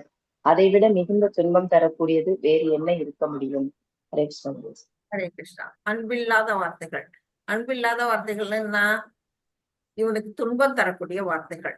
அவங்க வந்து எதிரிகளா இருக்கவங்க எல்லாம் என்ன செய்வாங்க, அன்பாவா பேசுவாங்க, நிச்சயமா பேச மாட்டாங்க. அந்த மாதிரி அவங்களுடைய வார்த்தைகள் வந்து என்ன செய்யும், உன்னுடைய திறமைய வந்து அவமரியாதை பண்ணும். இப்போ திடீர்னு வந்து அர்ஜுனனுக்கு எங்க இருந்து வந்தது இந்த கருணை அப்படின்னு பகவானுக்கு ஒரு ஆச்சரியம். எதிரி தன்னுடைய உறவினர்களை பார்த்து போர் புரியணும், ஏற்கனவே வந்து திரௌபதிக்கு ஏற்பட்ட அவமானத்தை வந்து நான் வஞ்சம் தீர்ப்பேன் அப்படின்னு சொல்லி சபதம் பண்ணிட்டு தானே வந்து போர்க்களம் வரையில் வந்திருக்கிறான். அப்படி வந்த ஒரு அர்ஜுனன் வந்து இங்க வந்து தன்னுடைய உறவினர்களை பார்த்தோன்னே என்னது, கருணை வந்துருது. இரக்கம் எங்க இருந்து வந்தது உனக்கு அப்படிங்கிறது வந்து பகவானுக்கு ஒரே ஆச்சரியமா இருக்குது. ஆச்சரியத்தினால அவர் என்ன சொல்றாரு, இது வந்து ஆரியருக்குரிய செயல் இல்ல அப்படிங்கிறாரு. ஆரியர்னா வந்து என்ன, இங்க பிரபுபாதா சொல்லி இருக்கிறாங்க. ஆரியர்ங்கிறதுக்கு அர்த்தம் என்னன்னு யாராவது சொல்ல முடியுமா? நம்ம இந்தியாவுல ஆரியர், திராவிடன் அப்படின்னு 2 விதமான வகுப்பினர்களை பத்தி சொல்லப்பட்டிருக்கு. இதுல ஆரியர்கள் அப்படிங்கன்னா யாரு?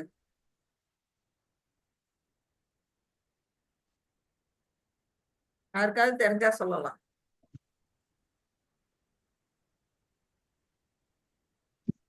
வேதம் அறிந்தவர்களா மாதாஜி?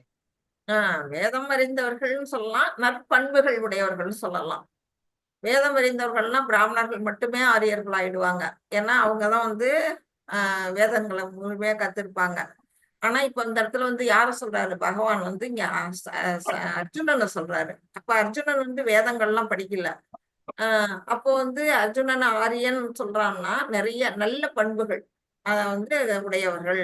இப்ப நம்ம நாட்டுல வந்து நம்ம வந்து பிரிச்சு வச்சிருக்கோம். நார்த் ஓகே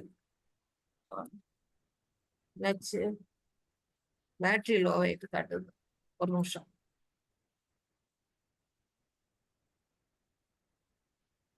இல்ல கேக்குது மாதாஜி. இல்ல கேக்குது. பேட்டரி சார்ஜ் இறங்கிட்டுன்னு காட்டுது, ஒரு நிமிஷம். சார்ஜ் போட்டேன், ஏன் சார்ஜ் ஏறலன்னு பாக்க, ஒரு நிமிஷம். கனெக்ஷன் ஏதாவது லூஸா இருக்க போகுது மாதாஜி. இல்ல உங்க வீடியோ ஆஃப் பண்ணிருங்க மாதாஜி. இல்ல கனெக்ஷன் வந்து சரியில்லை. கரெக்ட், கனெக்ஷன் லூஸ் ஆயிட்டு அதனால. ஓகே. இப்ப வந்து என்ன சொல்றாரு, நம்ம நாட்டுல வந்து எப்படி சொல்லியிருக்கிறாங்கன்னா, ஆரியர்கள் அப்படின்னா நார்த்ல இருக்கவங்க எல்லாம் ஆரியர்கள், சவுத்துல இருக்கவங்க எல்லாம் திராவிடர்கள் அப்படின்னு சொல்றாங்க. அது உண்மை கிடையாது. நல்ல பண்புகளோட இருக்கக்கூடியவர்களா அந்த காலத்துல ஆரியர்கள் சொல்லப்பட்டிருக்காங்க. அப்படி ஒரு ஆரியனுக்கு அழகு இல்லை அப்படின்னா, நீ எல்லாம் நற்பண்புகளும் நிறைந்தவனா இருக்கிற, நீ உன்னுடைய கடமையை செய்யலன்னா நீ என்ன செய்வ, உனக்கு வந்து எல்லாரும் உன்னை வந்து உன்னுடைய திறமைகளை வந்து திறமைய வந்து அவதூறு சொல்லும் பொழுது நீ என்ன பண்ணுவ, இன்னும் கடினமா வேதனைப்படுவ. இன்பம் தரல அப்படிங்கிறிய போர்க்களத்துல. போர் புரிஞ்சா இன்பம் தராது, எதிரிகளை கொன்னா யாரை வச்சுட்டு நான் வந்து ஆட்சி புரிவேன்னு கேக்குறியே. ஆனால் உன்னுடைய துன்பத்தை வந்து அதிகரிப்பாங்க, வார்த்தைகளால என்ன செய்வாங்க, அவமரியாதை பண்ணி அதிகரிப்பாங்க அப்படின்னு இந்த இடத்துல பகவான் வந்து சொல்றாங்க. 37 யார் படிக்கிறீங்க? हरे कृष्णा माताजी। ஹரே கிருஷ்ணா. तदेवा प्राप्स्यसि स्वर्गम् ஜித்வா வா போஷ்யசி மகீம் தஸ்மாத் உத்திஷ்ட கௌந்தேய யுத்தாய கிருத நிச்சயः. ஹரே கிருஷ்ண மாதாஜி. குந்தியின் மகனே, போர்க்களத்தில் நீ கொல்லப்பட்டால் சொர்க்கத்தை அடையலாம், வெற்றி பெற்றால் இவ்வுலகிலே அனுபவிக்கலாம். எனவே உறுதியுடன் எழுந்து போர் புரிவாயாக. ஹரே கிருஷ்ண மாதாஜி. ஹரே கிருஷ்ணா பிரபு. இப்போ வந்து போர் அப்படின்னு போயிட்டாலே அதுல வந்து வெற்றி உண்டு, தோல்வி உண்டு. பிறந்தவங்க எல்லாம் எப்படி இறப்பாங்களோ, பகல் வந்தா இரவு வருதோ, அது போல போர்க்களத்துல வந்து வெற்றியும் தோல்வியும் சகஜம். ஒரு படை ஒரு பக்கம் வந்து வெற்றி அடையும், ஒரு பக்கம் தோல்வி அடையும், அப்படிங்கிறது நிச்சயம். இப்போ வந்து அர்ஜுனன் பக்கம்தான் ஜெயிப்பாங்கிறதுக்கு என்ன ஷூரிட்டி இருக்கு? ஒண்ணுமே கிடையாது. அர்ஜுனன் சைடும் தோக்கறதுக்கான வாய்ப்பு உண்டு, கௌரவர்களும் தோக்கறதுக்கான வாய்ப்பு உண்டு. அததான் வந்து இங்க பகவான் சொல்றாங்க. நீ வந்து போர்க்களத்துல நீ தோத்து போயிட்ட, நீ உன்னை வந்து போர்க்களத்துல உன்னை கொன்னுட்டா கூட உனக்கு என்ன இருக்கு? சொர்க்கம் இருக்குது. நீ அங்க போய் என்ன செய்யலாம்? அங்க வந்து சோமரசம் வருந்தி அங்க சொர்க்கலோகத்தை அனுபவிக்கலாம் அப்படிங்கறத இங்க சொல்லியிருக்கிறாங்க. இங்க ஹெவன்லி பிளானட் இங்க இருக்குது. ஒண்ணு அங்க போய் நீ என்ன செய்யலாம்? சொர்க்கத்தை அனுபவிக்கலாம். இல்லையா எர்த்லி கிங்டம், உனக்கு என்ன இருக்கு? இங்க ராஜ்யம் காத்துக்கிட்டு இருக்குது. நீ மகுடம் சூடி இந்த ராஜாங்கத்தை நீ ஆளலாம். அதனால நீ எழுந்து போரிடு, நீ வந்து தயங்க கூடாது அப்படின்னு இதுலயும் வந்து அறிவுறுத்துறாரு. 38 படிக்கலாம். படிக்கட்டுமா மாதாஜி? படிங்க பிரபு. ஹரே கிருஷ்ண மாதாஜி.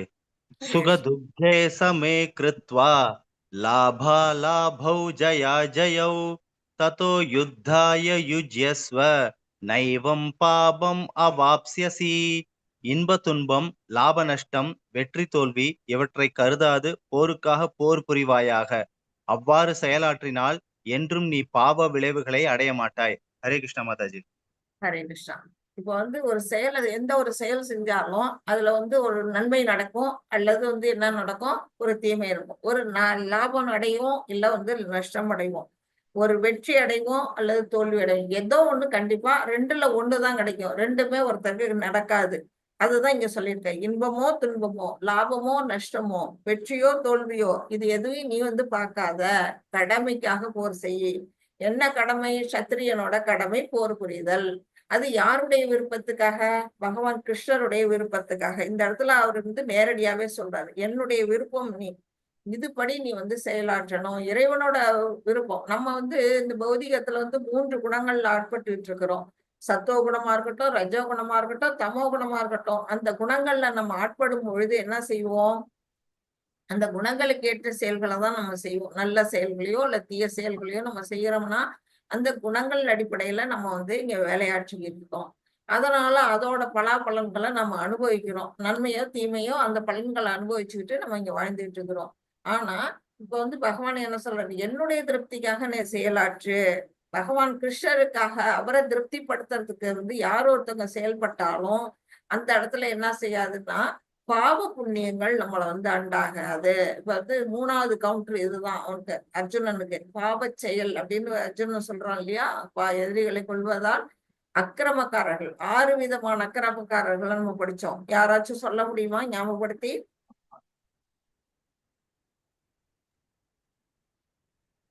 சொல்லுங்க மாதாஜி.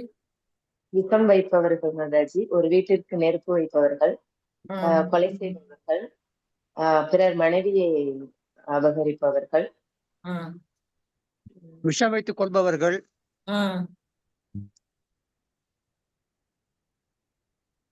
பிறர் நிலத்தை அபகரிப்பவர், பயங்கரமான ஆயுதங்களால் தாக்குபவர். இப்படி 6 விதமான அக்கிரமக்காரர்கள் நம்ம இதே சாப்டர்ல தான் ஆரம்பத்துல படிச்சோம் இல்லையா? அந்த இது வந்து அவங்கள வந்து என்ன செய்யலாம்? உடனடியா கொல்லலாம் அப்படின்னு வந்து வேதங்கள்ல சொல்லப்பட்டிருக்கு. ஆனா இங்க வந்து நம்ம பார்த்த வரையிலும் இந்த 6 விதமான குற்றங்களையும் யார் செஞ்சிருக்கிறா? இங்க வந்து கௌரவர்கள் செஞ்சிருக்கிறாங்க. நம்ம வந்து அது லெவல் 1ல நான் உங்களுக்கு டீட்டெயிலா சொல்லியிருக்கிறேன்.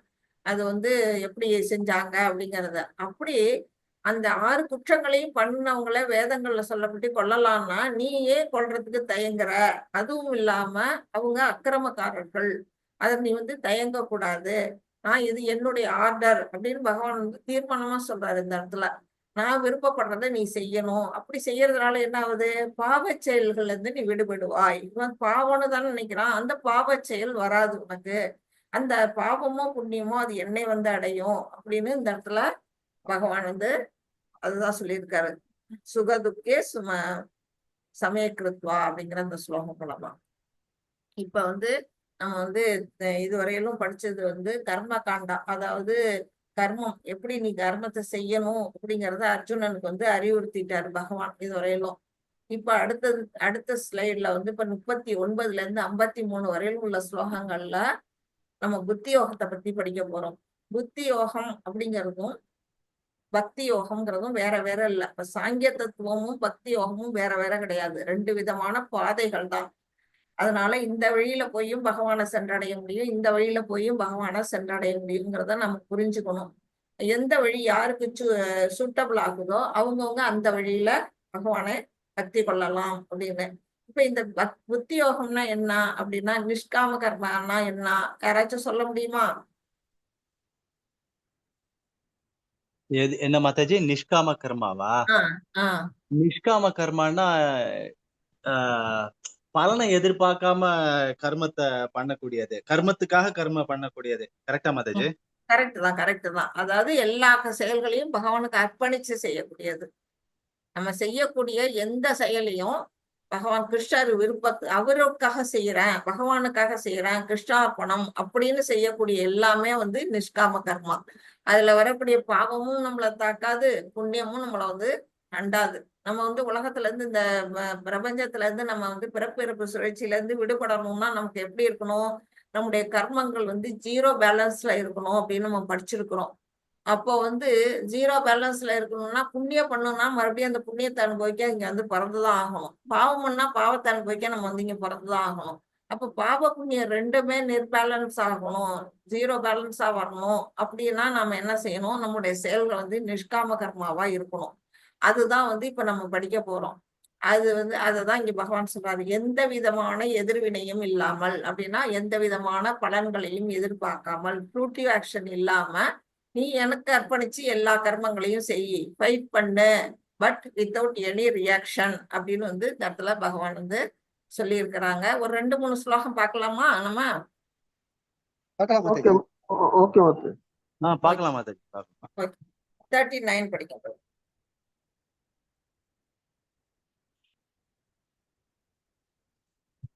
கிருஷ்ணா. ஹரே கிருஷ்ணா மாதாஜி. படிங்க நீங்க படிங்க.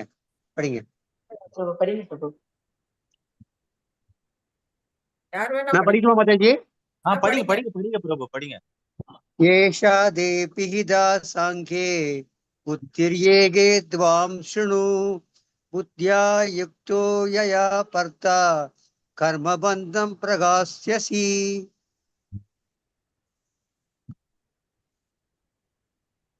சாங்கிய தத்துவத்தின் ஆய்வறிவை உனக்கு இதுவரை விளக்கினேன். பலனை எதிர்பாராமல் ஒருவன் செய்யும் யோகத்தை பற்றிய அறிவை இப்பொழுது கேள். பிருதாவின் மகனே, இந்த அறிவோடு செயல்பட்டால் கர்ம பந்தத்திலிருந்து நீயே உன்னை விலக்கிக் கொள்ள முடியும். ஹரே கிருஷ்ணா மாதாஜி. ஹரே கிருஷ்ணா. இப்போ வந்து சாங்கிய யோகே அப்படின்னு வந்து பாருங்க அந்த இடத்துல இதுவரையிலும் சாங்கிய, அதாவது சாங்கிய யோகத்தை பத்தி நான் வந்து உனக்கு இதுவரையிலும் விவரமா நான் உனக்கு வந்து சொல்லிட்டேன் அப்படின்னு வந்து பகவான் சொல்றாரு. சாங்கிய யோகம்ங்கிறது நம்ம வந்து உடல் வேற ஆத்மா வேற அப்படின்னு நம்ம படிச்சோம் இல்லையா? ஆத்மா பற்றிய விளக்கங்கள் தான் வந்து இங்க சாங்கிய யோகம்னு சொல்லப்பட்டிருக்கு. இந்த சாங்கிய யோகத்தை சொன்னவர் யாரு? யாருக்காச்சும் சொல்ல தெரியுமா? கபிலர் சொல்லியிருக்காரு தேவகுதிக்கு. சாங்கிய யோகம் தான் தேவகுதிக்கு சொல்றாரு சாங்கிய யோகம். கபில முனிவர் வந்து இந்த சாங்கிய தத்துவத்தை தன்னுடைய தாயான தேவகூதிக்கு சொல்றாங்க. கரெக்ட். இதே போல இப்ப வந்து நாகரிக காலகட்டத்துல ஒரு கபில முனிவர் வராரு. அவர் வந்து என்ன சொல்றாருன்னா, நானும் சாங்கிய தத்துவம் சொல்றேன்னு சொல்லி இருக்கிறாங்க. அது எப்படின்னா நாஸ்திகம். அதை வந்து நம்ம எடுத்துக்க கூடாது கணக்குல. இங்க சொல்லப்பட்ட சாங்கிய தத்துவம் வந்து ஸ்ரீமத் பாகவதத்துல சொல்லப்பட்டது, தன்னுடைய தாயாரான தேவகூதிக்கு வழங்கப்பட்டது. அதை தான் நம்ம வந்து இப்ப படிச்சோம். அப்படிப்பட்ட அந்த சாங்கிய தத்துவத்தை நான் உனக்கு விலாவாரியா உனக்கு வந்து விளக்கமா சொல்லிட்டேன் அப்படின்னு பகவான் வந்து இதுல வந்து சொல்றாங்க. அதுக்கு பிறகு இப்ப நான் வந்து உனக்கு புதுசா என்ன சொல்ல போறேன்னா, பலன்களை எதிர்பார்க்காமல் இப்ப பிரபு வந்து எடுத்தோன்னா ஒரு 10 பாயிண்ட் சொன்னீங்கல்ல பிரபு, எங்க வந்திருக்கு நம்ம பகவத்கீதையிலன்னு. இப்போ ஆமா ஃபர்ஸ்ட் பாயிண்ட் வருது பாருங்க, பலனை எதிர்பார்க்காமல் கடமையை செய், வருது பாருங்க இதுல. ஆமாங்க மாதாஜி, நான் தெரிஞ்சுக்கிட்டேன். அதுதான் ஒவ்வொன்றும் வரும். நீங்க நல்லா நோட் பண்ணீங்கன்னா அந்த 10 பாயிண்ட்டும் நம்ம கீதையில இருக்குது. முக்கியமான சாரத்தை எடுத்துதான் அதுல கொடுத்துருக்குறாங்க. எந்த விதமான பலன்களையும் எதிர்பார்க்காம நாம என்ன செய்யணும், எப்படி செயல்படணும் அப்படிங்கிறது வந்து எதுல சொல்லி இருக்குது. அதனால நம்ம என்ன செய்வோம், கர்ம பந்தத்துல இருந்து விடுபடுவோம். அதாவது நம்ம பிறப்பு சுழற்சியில இருந்து நம்ம விடுபடணும்னா நாம வந்து செயல்களை எந்த வித ஒரு பலனும் எதிர்பார்க்காம செய்யணும். அதுதான் வந்து பகவான் வந்து கடமையை செய், பலனை எதிர்பார்க்காதே அப்படின்னு வந்து சொல்லப்பட்டிருக்கு. இங்க வந்து அர்ஜுனன் என்ன செய்யறான், அவனுடைய புலனுணர்ச்சியை வந்து கரெக்டா வந்து அவன் இது பண்றான். போரிடும் பொழுது அவங்க தன்னுடைய உறவினர்களை கொன்னுட்டா நம்ம வந்து துன்பம் அடைவோம் அப்படின்னு அவன் வந்து என்ன செய்யறான், எனக்கு இன்பமின்மை அப்படின்னு அவன் சொல்றான். அப்ப அது எப்படின்னா, இன்பம் துன்பம்ங்கிறது எதுல வருது, புலனுணர்ச்சியில வருது. அதே சமயம் அவங்களை வெற்றி அடைஞ்சா என்ன கிடைக்க போகுது, ஒரு ராஜ்யம் கிடைக்க போகுது. அப்போ வந்து அது ஒரு புலனுணர்ச்சி தான். ஒண்ணு அவங்கள கொல்றதுனால வர்றதும் அவனுடைய ஒரு புலன், அவனுடைய இதுதான் பலனை எதிர்பார்த்து செயல்தான். அவள ராஜ்யத்தை அனுபவிக்கணும்னு செஞ்சாலுமே அது அந்த நினைவுல அவன் போருக்கு புரிஞ்சாலுமே அதுவும் வந்து ஒரு பலனை எதிர்பார்த்து, 2 நிலையுமே அவனுக்கு வந்து இந்த புலனுணர்ச்சி தான் வருது. ஆனா இங்க பகவான் என்ன சொல்றாரு, நீ எந்தவித பலனையும் எதிர்பார்க்காம போர் புரியணும் அப்படின்னு சொல்றாரு. ஒவ்வொரு உயிர் வாழிகளும் பகவானுடைய பார்ட் அண்ட் பார்சல். நம்ம எல்லாரும் நம்ம வந்து ரொம்ப நாளா வந்து படிச்சுட்டு தான் வரோம். தனித்தனி ஆத்மாக்கள். நீங்க வந்து போரிட போகுதுன்னா நீ வந்து யாரையும் வந்து இங்க கொல்ல போறது இல்ல, அவங்களுடைய உடலை தான் நீ கொல்ற. ஆனா ஆத்மா என்ன ஆகுது, பகவானுடைய இருப்பிடத்துக்கு போயிட்டு திரும்பவும் அவங்க செஞ்ச பாவ வினையோ புண்ணிய வினையோ கர்மங்களுக்கு தகுந்த மாதிரி ஒரு உடல் வந்து கிடைக்குது, இல்ல இறைவனுடைய உலகத்தை சென்றடையுது. மாறி மாறி நம்ம வந்து பிறவி எடுத்துக்கிட்டே தான் இருக்கிறோம். ஆக மொத்தம் உடல் வந்து ஆத்மாவுக்கு வந்து ஒவ்வொரு ஆத்மாவும் தனித்தன்மை நிறைந்தது. அது வந்து வேதங்கள்ல சொல்லப்பட்டிருக்கு. அதனால நீ வந்து போர் புரியணும் அப்படின்னு வந்து இந்த இடத்துல பகவான் வந்து இந்த இடத்துல சொல்றாங்க. அதுவும் இல்லாம எப்படி வந்து ஒரு அர்ஜுனன் போல நம்ம எல்லாம் சரணடையணும் அப்படிங்கிறதையும் நம்ம வந்து தெரிஞ்சுக்கணும். எப்படி நம்மளுடைய இதயத்துக்குள்ள பகவான் இருக்கிறாங்க, பரமாத்மா ரூபத்துல இருக்கிறாங்க. நம்ம பரமாத்மா, நம்மளுடைய ஆத்மாவே சின்ன சைஸு. அதோட கூடவே இங்க வந்து பகவான் என்ன செய்யறாரு, ஒரு மரத்தில் வாழி 2 பறவைகள், சாட்சி பறவையா ஒண்ணு, பழம் உண்ணும் பறவையா ஒண்ணு, 2 பறவைகளா வந்து நம்ம இதயத்துக்குள்ள இருக்கக்கூடிய அந்த பரமாத்மா ரூபத்துக்கிட்ட நாம என்ன செய்யணும், இந்த புத்தி யோகம், இங்க இப்ப சொல்ல போற புத்தி யோகம் மூலமா நாம வந்து என்ன பண்ணணும்னா ஒரு கனெக்ஷனை வந்து ஏற்படுத்திக்கணும். அதுதான் யோகா அப்படின்னு வந்து இங்க சொல்லப்பட்டிருக்கு. பகவான் என்ன 10வது சாப்டர்ல சொல்லியிருப்பா, தேஷாம் சதத யுக்தானாம் ரஜதாம் பிரீத்தி பூர்வகம் ததாமி புத்தி யோகம் தம் ஏனமாம் உபயாந்திதே. அப்படின்னா என்ன சொல்றாரு, என் மேல யார் ஒருத்தவங்க வந்து அன்பு தொண்டாற்றிக்கிட்டே இடைவிடாம அன்பு தொண்டாற்றுறாங்களோ அவங்கள்ட்ட நான் என்ன கொடுப்பேன், என்னை வந்து அடைவதற்கான அறிவை நானே வழங்குகிறேன் அப்படின்னு வந்து பகவான் வந்து சொல்றாரு. நம்ம பகவானை வணங்கினா மட்டுமே போதும், அது நம்ம அவரை சென்றடைகிறதுக்கான அறிவை வந்து பகவானே நமக்கு வந்து கொடுப்பாரு அப்படிங்கிறது இந்த ஸ்லோகத்துல வந்து சொல்லப்பட்டிருக்கு. இது வந்து முக்கியமான கருத்து. அடுத்தது வந்து எப்படி செய்யணும் அந்த பக்தி யோகத்தை அப்படின்னா, நம்ம வந்து ஒரு ஆனந்தத்தோட செய்யணும். பகவான்கிட்டவே நம்ம வந்து பூஜை பண்ணணுமே, சுவாமிக்கு கடமைகள் செய்யணுமே அப்படின்னு ஒரு கடமையா செய்யக்கூடாது. அதாவது நம்ம கவனம் எங்கேயோ இருக்கும், நம்ம இயல்பா நம்மள ஆட்டோமேட்டிக்கா நம்ம வந்து வேலை கையாளும், உடல் வந்து செஞ்சுக்கிட்டு இருக்கோம். அந்த மாதிரி இல்லாம முழு ஈடுபாட்டோட, முழு அறிவோட, முழு ஆனந்தத்தோட நாம என்ன செய்யணும், பக்தி தொண்டு பகவானுக்கு ஆற்றணும். அப்படி செய்யும் பொழுது அவர் என்ன செய்வாரு, நமக்கு வந்து தெய்வீக ஒரு கருணை, அவர்கிட்ட இருந்து நமக்கு ஃபர்ஸ்ட் வர்றது மெர்சி. அது மூலமா நமக்கு என்ன கிடைக்கும், ஆன்மீக அறிவு கிடைக்கும். அந்த அறிவு கிடைக்கிற பொழுது நம்ம அதோட பலாபலன்களை நம்ம வந்து வெகு விரைவுல நம்மளால அடைய முடியும். அதனால வந்து நீ என்ன, கர்ம பந்தத்துல இருந்து விடுபடுவாய், பிறப்பிறப்புல இருந்து நீ விடுபடுவாய். அததான் வந்து நான் உனக்கு வந்து சொல்ல போறேன் அப்படிங்கிறது புத்தி யோகத்தை இப்ப சொல்ல ஆரம்பிச்சிருக்கிறாரு பகவான். 40 யார் படிக்கிறீங்க? படிக்கட்டுமா மாதாஜி? படிங்க பிரபு. ஹரே கிருஷ்ண மாதாஜி. நேஹாபிக்ரம நாசோஸ்தி பிரத்யவாயோ ந வித்யதே ஸ்வ அல்பம் அப்யஸ்ய தர்மஸ்ய த்ராயதே மஹதோ பயாத். இம்முயற்சியில் குறைவோ இழப்போ இல்லை. இவ்வழியில் சிறிது முன்னேற்றமும் மிக பயங்கரமான பயத்திலிருந்து ஒருவனை காக்கும். ஹரே கிருஷ்ணா மாதாஜி. ஹரே கிருஷ்ணா. எந்த செயல்ல செஞ்சா வந்து குறைவோ இழப்போ இல்லை அப்படின்னு பாத்தீங்கன்னா, கிருஷ்ண உணர்வோட செய்யக்கூடிய செயல்கள். கிருஷ்ண நம்ம பகவானுக்காக செய்யறோம். இந்த செயலை வந்து அர்ஜுனன் வந்து போர்க்களத்துல போரிடுறான்னா பகவானுடைய ஆர்டர் அது, நீ போரிடு அப்படின்னு. ஆனா தர்மத்தை நிலைநிறுத்ததான் அவர் தோன்றி இருக்கிறாரு. அப்ப வந்து அர்ஜுனன் இல்லாம அவரால் அழிக்க முடியும். ஆனாலும் எதுக்காக அர்ஜுனனை அந்த இடத்துல ஒரு கருவியா பயன்படுத்துறாரு? அதன் மூலமா அர்ஜுனனுக்கு ஒரு புகழை ஏற்படுத்தணும், தன்னுடைய பக்தனுக்கு ஒரு பெருமையை தேடி கொடுக்கணும் அப்படின்னு அவர் நினைக்கிறாரு. அதே மாதிரி அதை வந்து புரிஞ்சுக்கிட்டு அவன் செயல்படணும். அதான் இங்க வந்து அவனுக்கு வற்புறுத்தப்படுது. அந்த மாதிரி கிருஷ்ண உணர்வோட எந்த ஒரு செயல் செஞ்சாலுமே நாம வந்து அதுல வந்து என்ன செய்வது, குறைவோ இழப்போ நமக்கு ஏற்படாது. அது வந்து இப்ப நம்ம பௌதிகத்துல ஒரு செயல் செய்யறோம்னு வச்சுங்க. இப்போ சமையல் பண்றோம். சமையல் அறையில நம்ம சமையல் பண்ணும்பொழுது நமக்கு எல்லாம் இருக்கும். ஒரு சாம்பார் பண்ணணும், இல்ல ஒரு ரசம் பண்ணணும் அப்படின்னா அதுக்கான மூலப்பொருட்கள்லாம் இருக்கும்.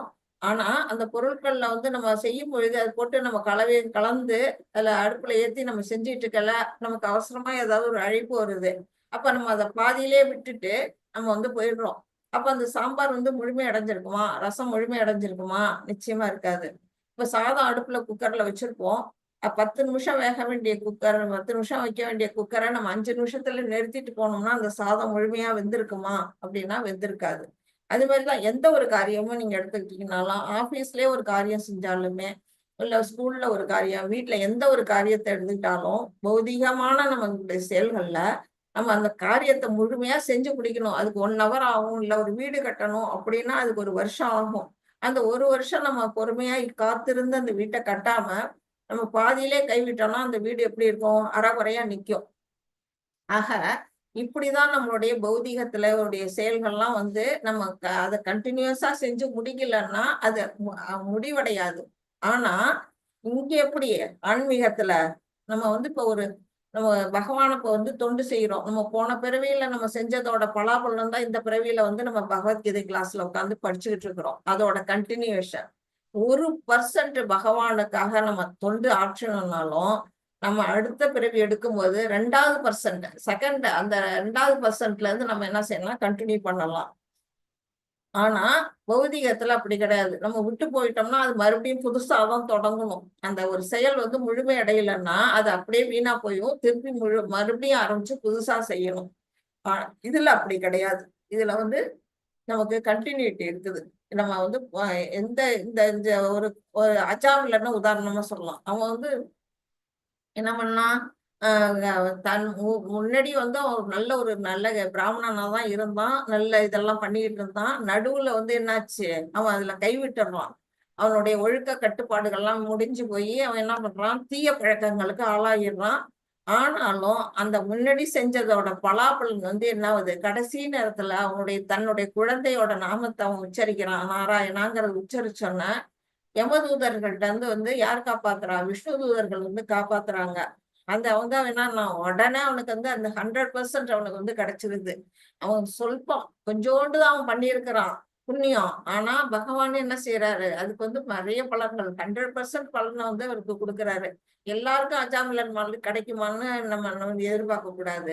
அவன் அந்த அளவுக்கு வந்து பண்ணியிருக்கிறான். நாமளும் என்ன செய்யணும், அந்த பாட்டு ஈடுபாட்டோட பகவானுக்கு வந்து நம்ம காரியங்களை வந்து தொண்டாற்றணும்.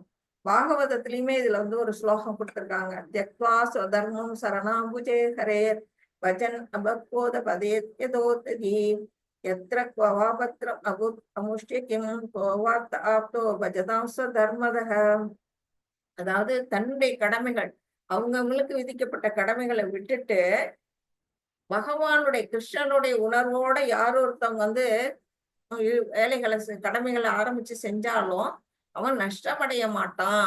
அவன் வந்து என்ன செய்வான், அதுல வந்து அவனுடைய முயற்சி வந்து இந்த ஜென்மத்துல இல்லைன்னாலும் அடுத்த ஜென்மத்துல அதுக்கான பலன்களை அவன் அடைவான் அப்படின்னு வந்து சொல்லப்பட்டிருக்கு. நம்ம செய்யக்கூடிய பகவானுக்காக செய்யக்கூடிய செயல்கள்லாம் இந்த உடலோட பௌதிகத்துல செய்யறதெல்லாம் இந்த உடலோட முடிஞ்சு போயிடும். நம்ம வந்து அழகா நம்ம ஆசைப்பட்டு பெருசா பங்களா கட்டியிருப்போம், கார் வாங்கியிருப்போம், எல்லாம் வச்சிருப்போம். ஆனா நம்ம போகும்போது நம்மளோட எதையாவது எடுத்துட்டு போக முடியுமா? எல்லாத்தையும் இங்க விட்டுட்டு தான் போய் ஆகணும். ஒண்ணு கூட நம்ம கூட வரப்போறது இல்ல. பொருளை சேர்த்து சேர்த்து சேர்த்து அடுத்த தலைமுறைக்கு நம்ம வச்சுட்டு போறோம். இப்ப அரசியல்வாதிகள்லாம் வந்து பல தலைமுறைகளுக்கு சொத்து சேர்த்து வைக்கிறாங்க. ஆனா ஒரு நாள்ல அவங்க உடல் கை விட்ட உடனே அடுத்த நிமிஷம் என்ன ஆகுது? ஒண்ணும் அவங்களால போக போறது இல்ல.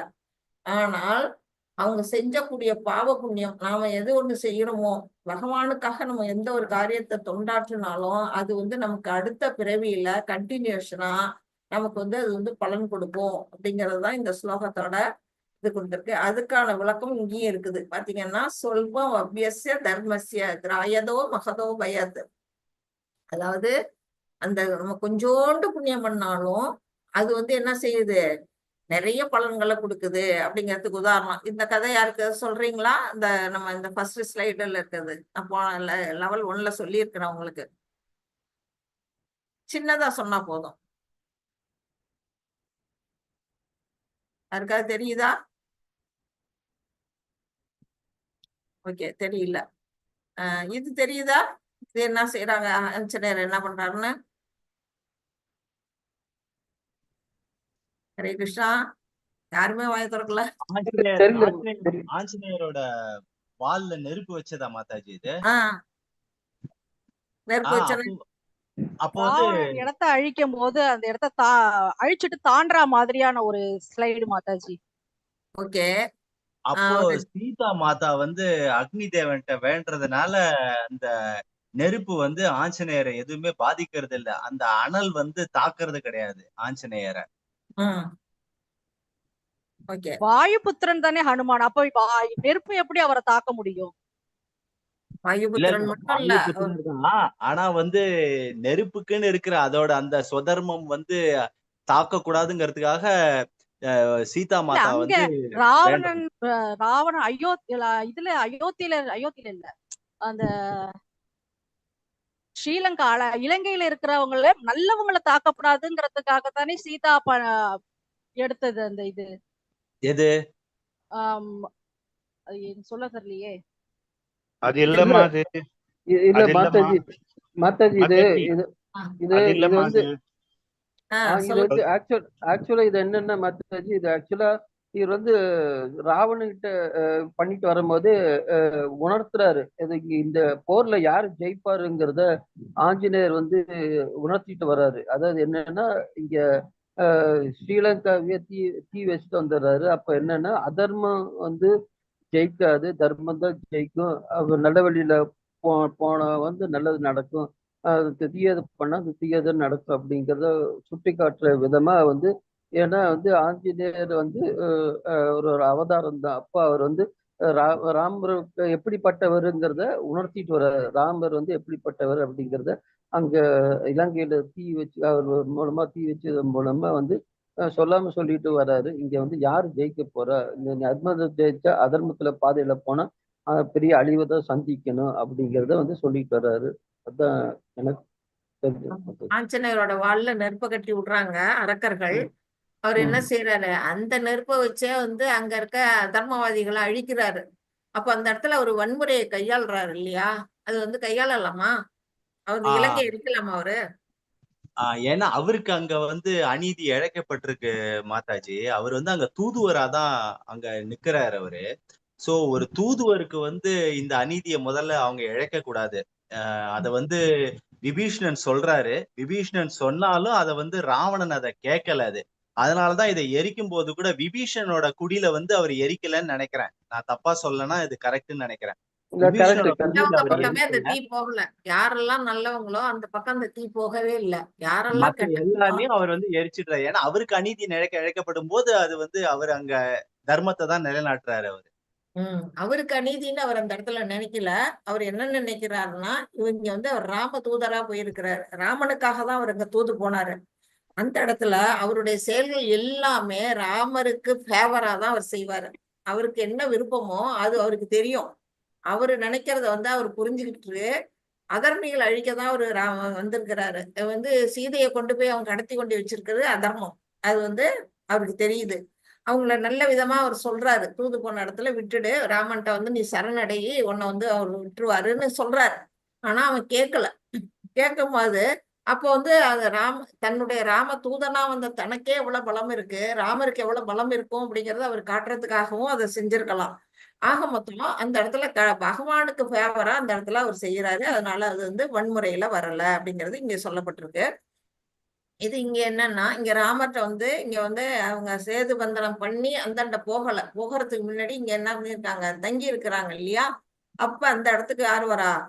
விபீஷ்ணரும் அவருடைய தோழர்களுமா வந்து ஒரு கூட்டம் வர்றாங்க. யாருகிட்ட? ராமர்ட்ட வந்து சரணடைகிறாங்க.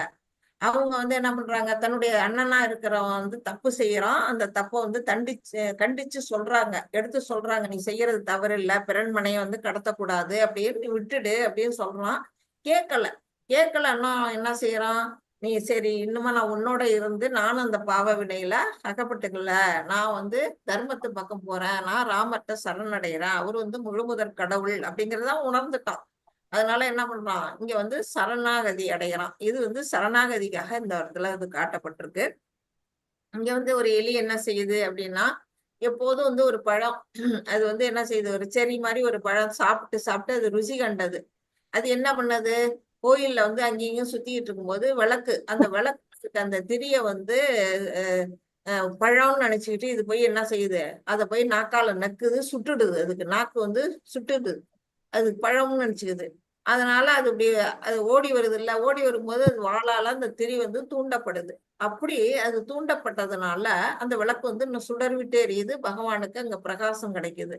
அப்போ வந்து அந்த மாதிரி அந்த சின்ன எலி தன்னுடைய பழம்னு நினைச்சு அது போய் செய்யற வேலை, அது ஒரு புண்ணியகாரி செயலை செஞ்சதுனால அதுக்கு மறுபிறவி என்ன கிடைக்குது, ஒரு சக்கரவர்த்தியா வந்து பூலோகத்துல பிறக்குது அப்படிங்கிற கதை இருக்குது. இப்படி ஒரு சொல்பம் அபியச தர்மசிய, ஒரு சின்னோண்டு நம்ம செய்யக்கூடிய செயல்கள் வந்து என்ன செய்யுது, மிகப்பெரிய பலன்களை கிடைக்குது. இங்க வந்து சரணாகதி அடைகிறதுனால அவனுக்கு என்ன கிடைக்குது, லங்கா அப்பவே வந்து அவர் என்ன செய்யறாரு, முடிசூட்டுகிறாரு, நீதான் லங்காபுரி அரசன் அப்படின்னு. அந்த மாதிரி பகவான்கிட்ட நாம வந்து செய்யக்கூடிய ஒவ்வொரு செயலுக்கும் என்ன கிடைக்குது, மிகப்பெரிய பலன்கள் கிடைக்குது அப்படிங்கிறது இதுல சொல்லப்பட்டிருக்கு. இந்த ஒன்னோட முடிச்சுக்குவோம், 41ஓட. மாதாஜி இப்பயே முடிச்சுக்கலாம் மாதாஜி, எனக்கு வாக்கிங் போயிட்டு திருப்பி ஒரு 7:30 மணிக்கு கிளாஸ் இருக்கு மாதாஜி, ஸ்லோகா கிளாஸ் இருக்கு. ஓகே 40 நெக்ஸ்ட் வீக் பார்க்கலாம் மாதாஜி. நெக்ஸ்ட் வீக் பார்க்கலாம் மாதாஜி. ஓகே பிரபு. தேங்க்யூ மாதாஜி, தேங்க்யூ மாதாஜி, நன்றி மாதாஜி. நன்றி 40 வரையில நம்ம முடிச்சிருக்கிறோம். நம்ம வந்து நம்ம இது ஸ்லோகம் இது சொல்லிடுறோம். வாஞ்சா கல்பதருப்யச்ச கிருபா சிந்துப்யேவச்ச பதிதானாம் பாவனேப்யோ வைஷ்ணவேப்யோ நமோ நமः. அனந்த கோடி வைஷ்ணவ விருந்தகி ஜெய். ஸ்ரீல பிரபுபாதா கி ஜெய். ராமாச்சாரிய ஹரிதாஸ் டாக்கூருக்கு ஜெய். Hare Krishna Krishna Krishna Hare Hare, Hare Rama Rama Rama Hare Hare, Hare Krishna Krishna Krishna Hare Hare, Hare Rama Rama Rama Hare Hare. Hare Krishna devotees, thank you so much. எல்லாம் தேங்க்யூ வந்து மாதாஜி. ஹரே கிருஷ்ணா மாதாஜி. எல்லாருமே ஹரே கிருஷ்ணா attendance ஹரே மாதாஜி. கிருஷ்ண மாதாஜி. ஹரே கிருஷ்ணா ஹரே எல்லாரும் கிருஷ்ண அட்டெண்டன்ஸ் மாதாஜி. போட்டிருப்பீங்கன்னு நினைக்கிறேன். போட்டாச்சு மாதாஜி. ஓகே எல்லாருமே ஹரே கொஞ்சம் கிருஷ்ணா படிங்க, தேங்க்யூ வீட்டுல மாதாஜி. படிச்சுட்டு வாங்க. டவுட்ஸ் இருந்தா இன்னும் அப்பதான். அட்டெண்டன்ஸ் போடவே இல்லை மாதாஜி, நான் அட்டெண்டன்ஸ் போடவே இல்லை. மாதாஜி இது வந்து ஒன்லி ஃப்ரைடே ஒன்லி கிளாஸ் ஆகுது. ஆமா பிரபு, ஃப்ரைடே மட்டும்தான். சரி. நீங்க வந்து புதன்கிழமை நைட்டு 8 மணிக்கு 7:45 வேணா இன்னொரு கிளாஸ் இருக்கு.